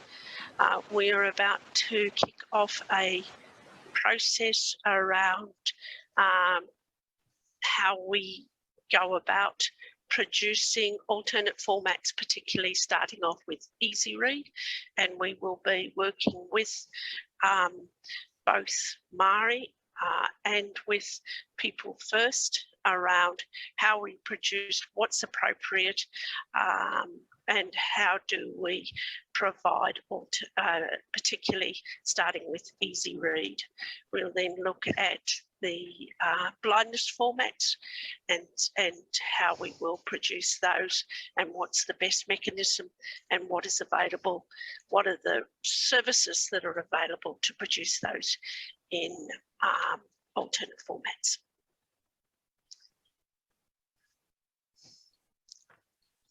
Thanks.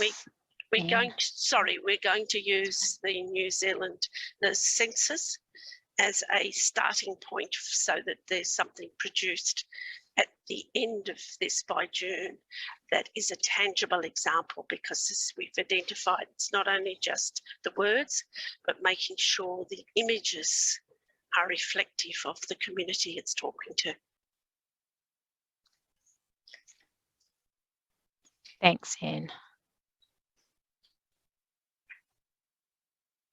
Prudence. Kia ora, Paula, kia ora, Anne. If the government's chief digital officer is responsible for digital inclusion, who from the government is responsible for digital exclusion?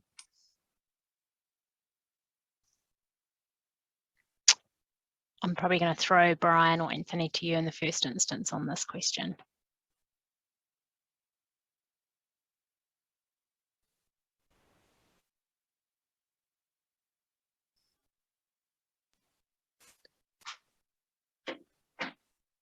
Anthony here. It's a bit of a tricky one from an emergency management standpoint. All I can say is we are really focused on ensuring that emergency information is communicated in multiple formats. So we can't assume that everyone has access to the internet, but we also can't assume that people who don't have access to the internet will be able to use radio. So we haven't solved that problem yet, but we're continuing to explore ways to do that. And yeah, we'll be open to any ideas, to be honest. Kia ora tātou. That's a really excellent question, to which I don't have a good answer for you, but we will take that away and come back to you. GCDO along with Stats and MB are looking at doing the digital divide, and included in that is trust and inclusion. And for your question around the disinclusion, some of that sits under that, where we're trying to bring them along and get them included. So that's a really sloppy answer, but let me go away and I can come back to you with a bit more information around what that looks like, roles and responsibilities, and the strategy forward, if that's okay. That would be really helpful. Thanks, Carmel. Would that be something you would be able to do by the end of April? Oh, sure, easy. Thank you. Yeah, no problems. I can just say, Prudence, that was a very clever question. I haven't seen the position advertised in the public service. It's the lead on digital exclusion. I think the lead will be on the project for digital inclusion. Thanks, Brian and Carmel.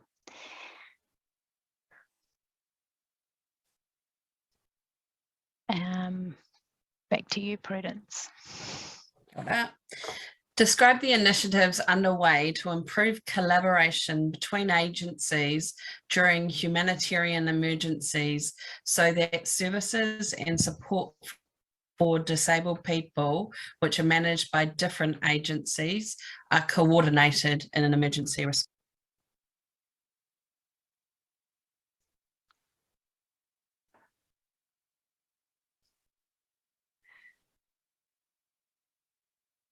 Anthony, you look like you're about to speak. I could probably start this off. So in emergencies, the National Emergency Management Agency has a role in coordinating various welfare agencies. So often we're not the boots on the ground, but we have a coordination role. So bringing people together, we chair the National Welfare Coordination Group, for example, which brings together those agencies. So that's what will be happening during an emergency response and also during peacetime, and any impacts on disabled people as well as anyone else will be brought up there. In regards to actually how those are managed by the individual agencies, I don't know if any of the officials here might be able to shed some further light on that, and I can go away and check with our welfare team about if there's any more we can add in terms of how that coordination mechanism works.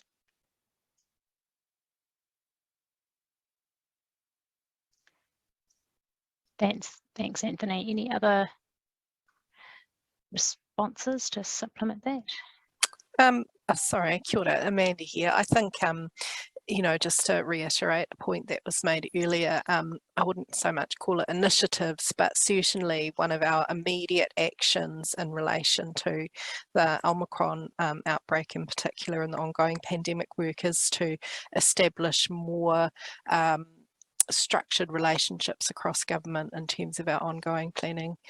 We've done that with some agencies quite well for a while, but we need to do it better and more across other agencies in addition to the ones we've been working with already.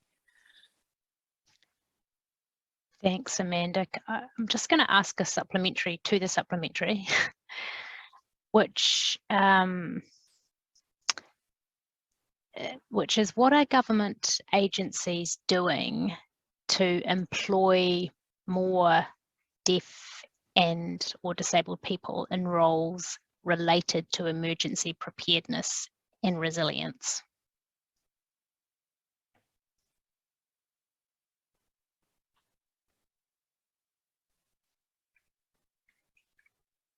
Anthony, do you want to respond to that?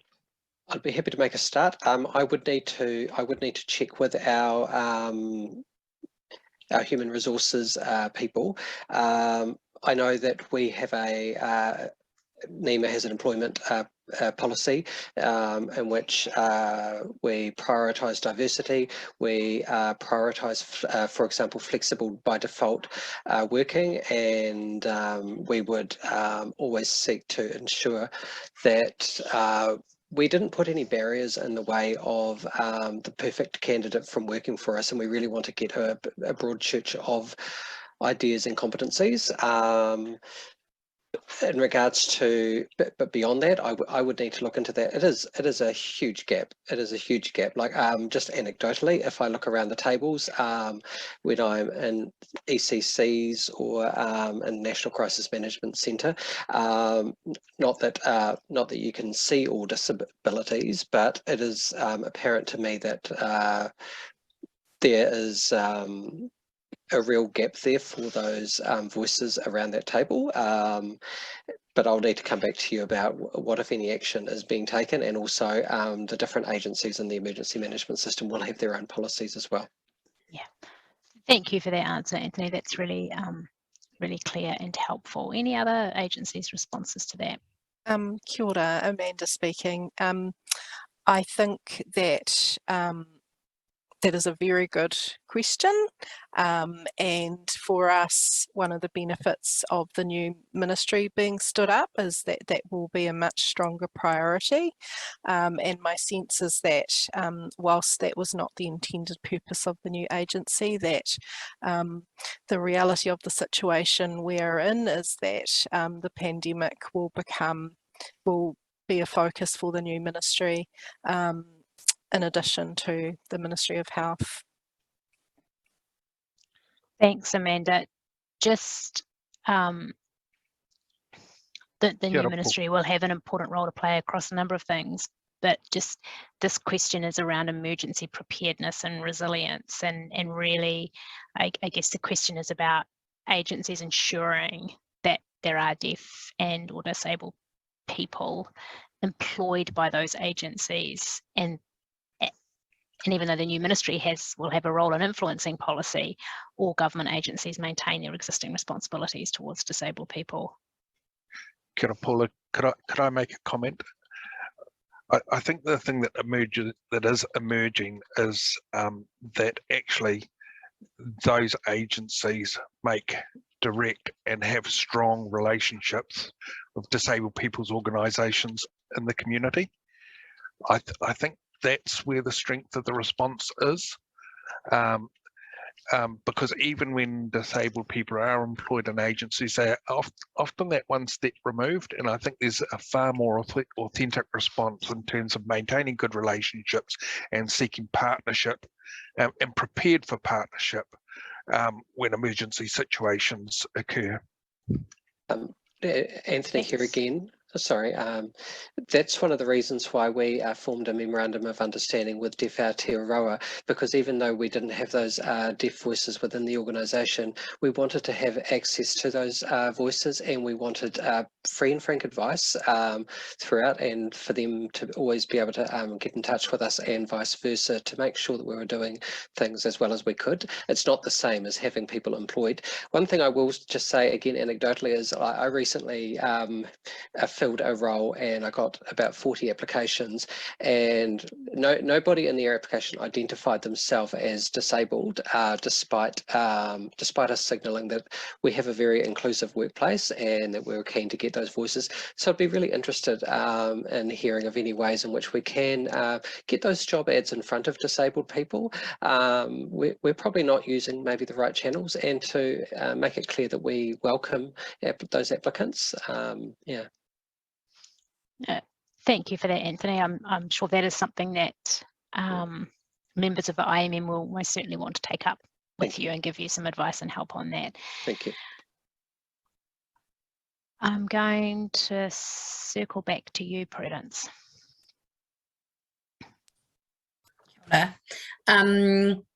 You've maybe started responding to this question a little bit, but I'll ask it anyway for any further thoughts.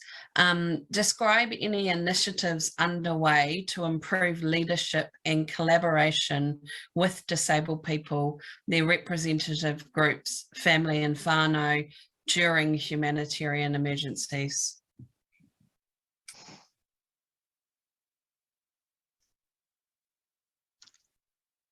Thanks, Prudence.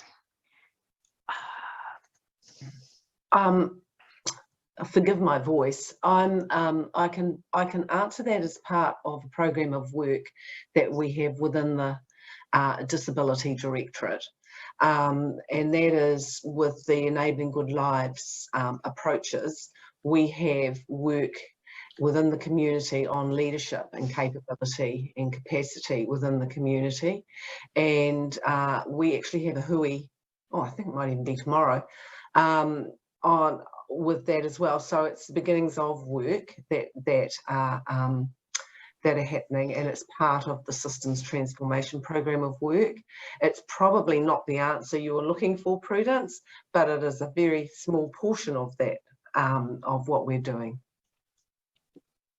So I'm going to answer a little bit. I think that what we've seen happen in terms of the alternate formats as a collaboration between government and the 3 print disabled DPOs is an example of where the DPOs have very much taken a leadership role in providing that advice. It's not only during bi-weekly Zoom calls that we have, but also during the provision of training. So one of the things that's driven a change in terms of not only alternate formats, but making websites accessible and born accessible information, which is quite an important concept and quite different to both accessible websites and alternate formats, is the monthly training we have provided. And we've provided training since 2019 to over 500 government officials, and that we're starting to see some significant change in the appointment of accessibility teams within government agencies, but also connection to the work that I know Jason runs in terms of the various clinics. Thanks, Anne. Brian. Can I just add, I think the answer to this question, and we haven't got it in, but it's in terms of evaluation. I think we need to sit down and say, actually, over the last 2 years, in response to this question, what has worked best? And that we need to build on that. I'm very aware that our relationships are usually with national organisations and national leads. I think we have less confidence around the community level response, and we need to develop processes that are community based, because again, I think the clear evidence that's coming out of COVID is community led responses are incredibly important. Because communities find their solutions, we need to make sure that those community solutions involve disabled people. I don't think we've got confidence on that yet. Thanks. Can I just add to that? Sorry, because I talked a bit before about the care in the community response. So we've got 44 community hubs. So they are coalface hubs. So every coalface hub is looking for a disability leader to help lead the community response. That's something that's happened in the last few months, weeks since the event of Omicron. But there is that happening, and I just want to also support Brian's comments about supporting the community. Thanks, Audrey. I'm going to hand back to you, Prudence, because I know we've got a few more questions to get through before 4 o'clock. How will the government eliminate the digital divide? Because otherwise there are inequities that disabled people will experience in further emergencies to make sure they get the information they need to stay safe.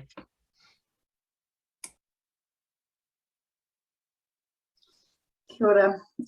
Thank you. Again, this is a really good question that the GCDO is working on along with its partners in MB and STATS. It is one of the top 4 priorities for our current minister, the Minister of Digital Economy and Communications, and it's recently being reviewed so we can look at how we can accelerate that. So the digital divide is very important across all of New Zealand. So it's looking at Maori Pacifica and disabled, as well as those that are in lower socio-economic communities. Again, I am happy to provide you more information on what that plan looks like and the strategy for that, as it is still being developed, but work is underway. Yes, please, Carmel, that would be helpful for the IMM. Same timelines? That would be great, if possible. No, that's fine.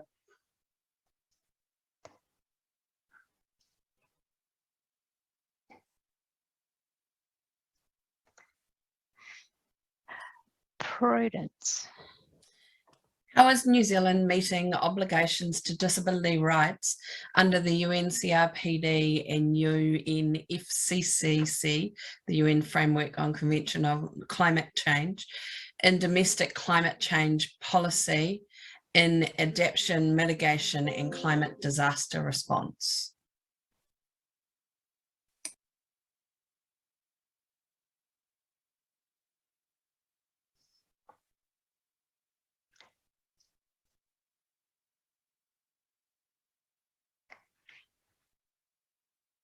I'm sensing there's not.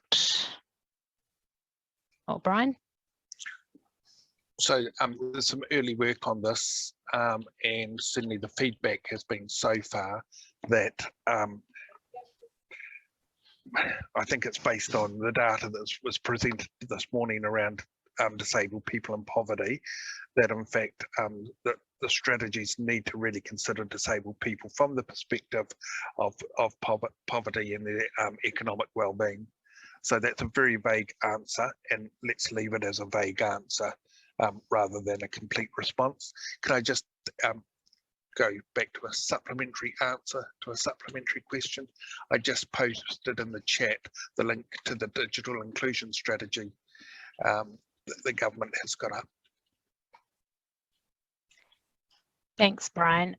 Obviously, climate change presents itself as potentially a very significant humanitarian crisis, one that is very topical around the world. Is this a question that could be followed up? I'm not sure, Anthony or Brian, who to best direct that to, but is that something that we could get the appropriate agency to liaise with us on? Yes, I'll do that, and I'll reach out to Anthony if I need his assistance. Okay. Well, thank you. Thank you both. Happy to help. Prudence. Can government require agencies, for example ODI, to assess government bills for accessibility issues, including digital accessibility and impacts on disabled people?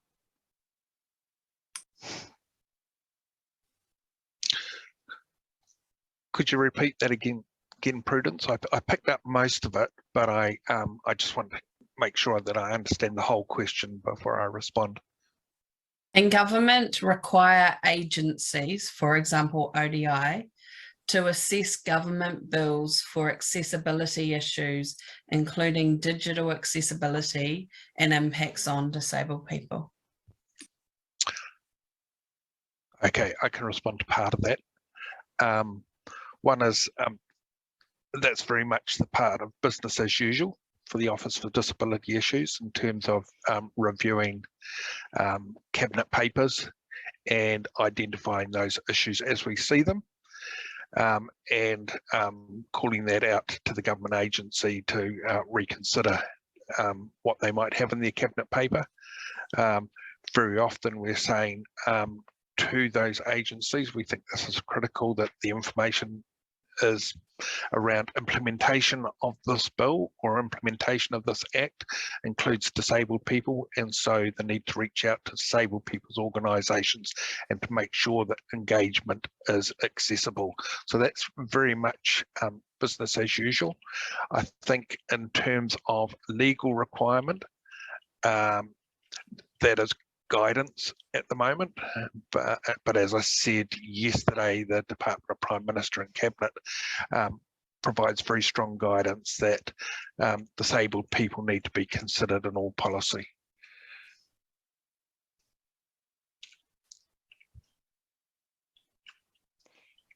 Thanks, Brian. Carmel, was there anything you wanted to add on that? Not compulsory, but if you wanted to. I've been pondering whether I can add to it, and it's normal to be part of any sort of review of legislation or policy, so the GCDO will see papers that are going to Cabinet to be passed as a bill, and we would make sure under our mandate that they have included or are aligning the key requirements.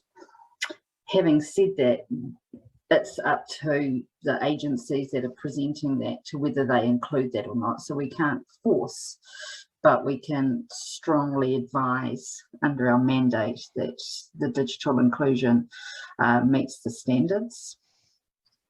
Unfortunately, our powers don't extend that far. Thanks, Carmel. Brian speaking again. Prudence, just usually any bill that goes through Parliament goes to Select Committee.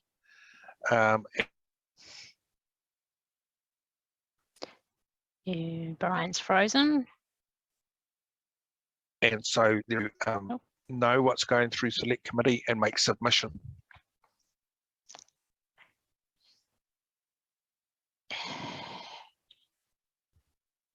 Sorry, Brian, you froze, but I think we got the gist of that answer around Select Committee processes.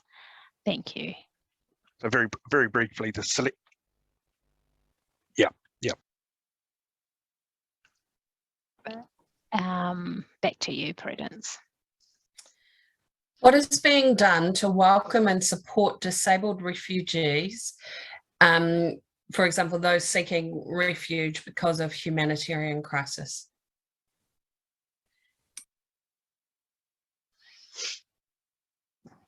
Which again is obviously topical right now in the world, so it would be good to understand the government's approach and work on that.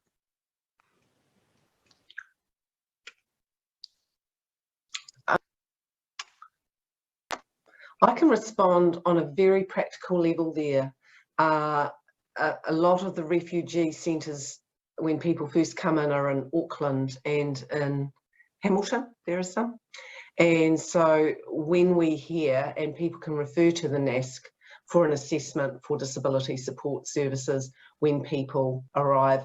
I know that at the moment, as we speak, we're talking to a particular family that's got people coming over. So it's, but that's a practical level. It's about the work that we do as DSS. It's certainly not an all of government work, but for disabled people that come into the country, they're able to have an assessment. So I can also probably add something in terms of work and income.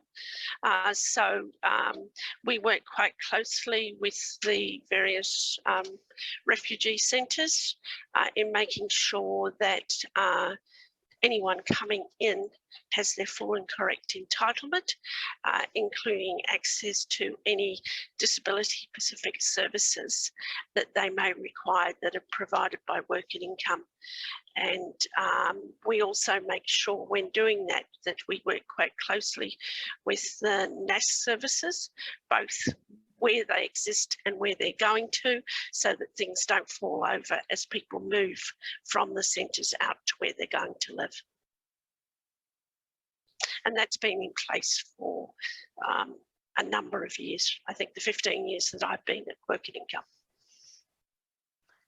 And Thanks, we meet Anne. on a regular basis to make sure those links are still working effectively. Thanks, Anne. Kia ora, Amanda speaking.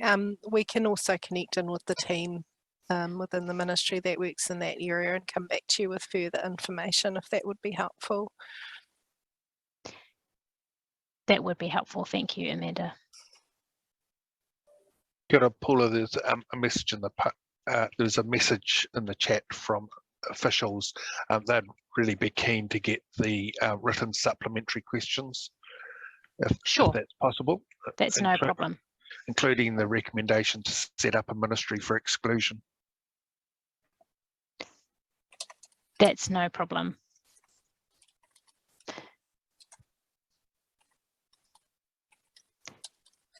Okay, back to you, Prudence. How is the government providing flexibility for disabled people, their family in Whanau to access food during the pandemic?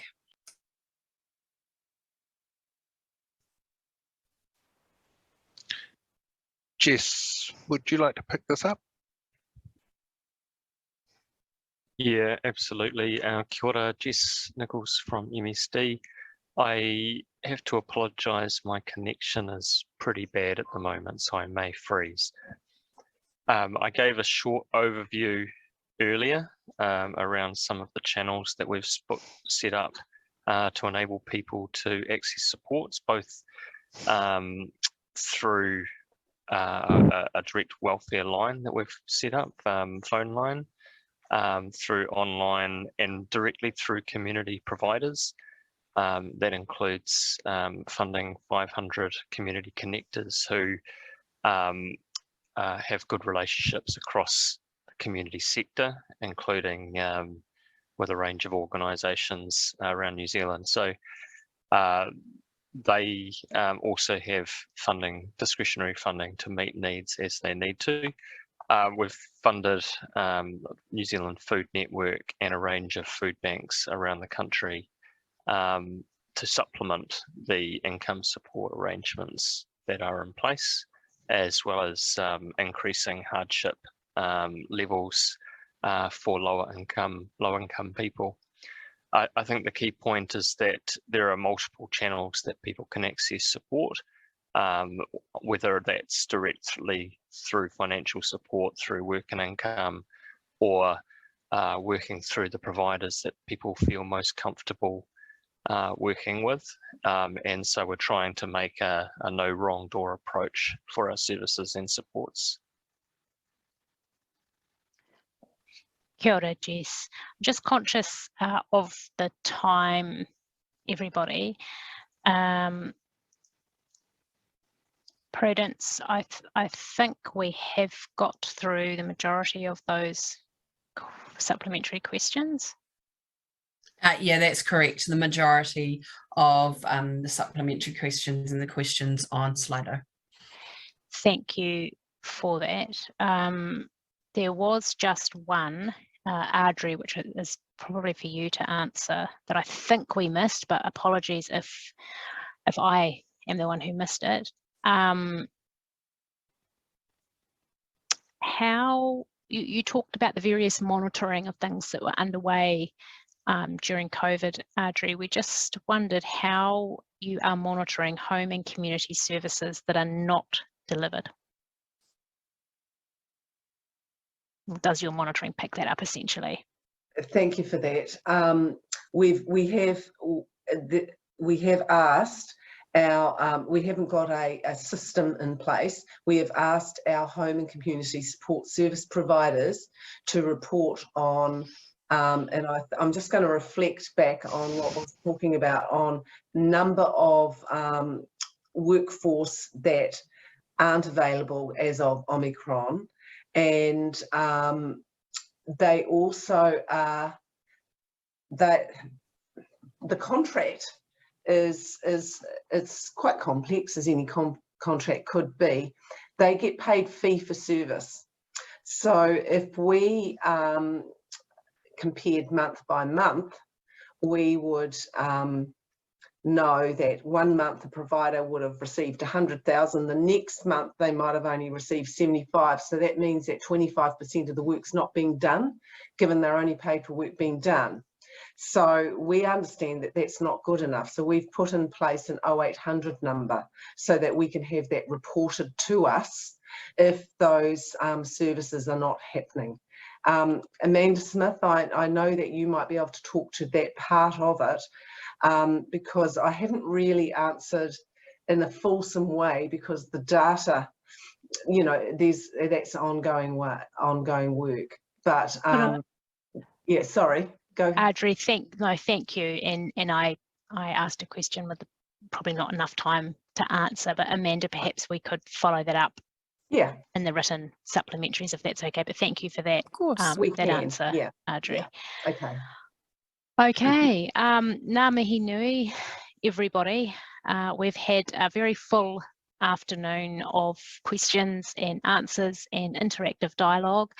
To those who are listening to this session and who have submitted questions in Slido, we have attempted to get to as many of those as we could.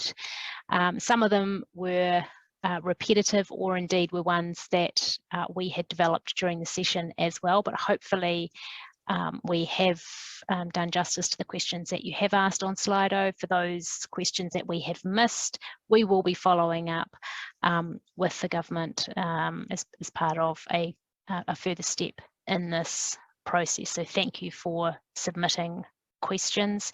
To the government officials, thank you for your answers. You know, many of your answers have been quite transparent about where there are gaps and where there's further work that needs to happen, and also acknowledge that there have been some answers which demonstrate where the government has made progress in realising its obligations under the Convention on the Rights of Persons with Disabilities. So thank you everybody for your participation.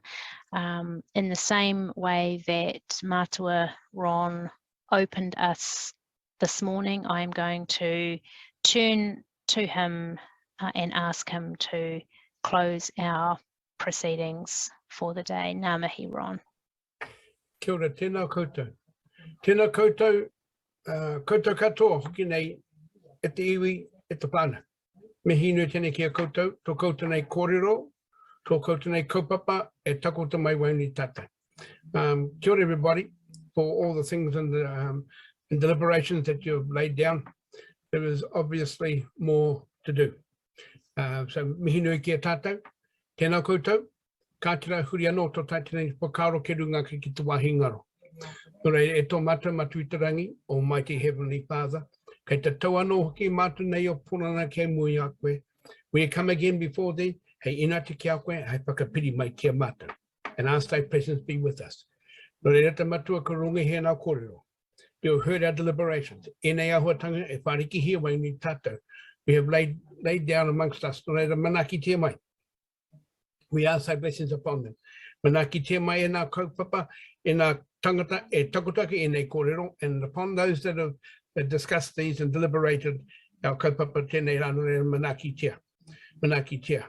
Kei tā rā, kei tā hara mai, kei tā whakahua tia mai e nei kōrero, mo tō oranga o tō tātanei pāna. In days to come, we will see these maybe bear fruit for the wellness of us, of our people. Nō reira te matua, whakapiri mai, ka tira ina te kia koe, e whakakapi nei tēnei tō tātanei kaupapa tēnei wā, and close our time together kei runga hoki te ngoa tapu, tō tātou kai whakaori ukrai te ake, āmeni. Kia ora tātou pāna, mihi nui kia koutou, kia pai tō koutou nei rā. Much love, and we should all go to McDonald's. Oh no, Burger King's much better.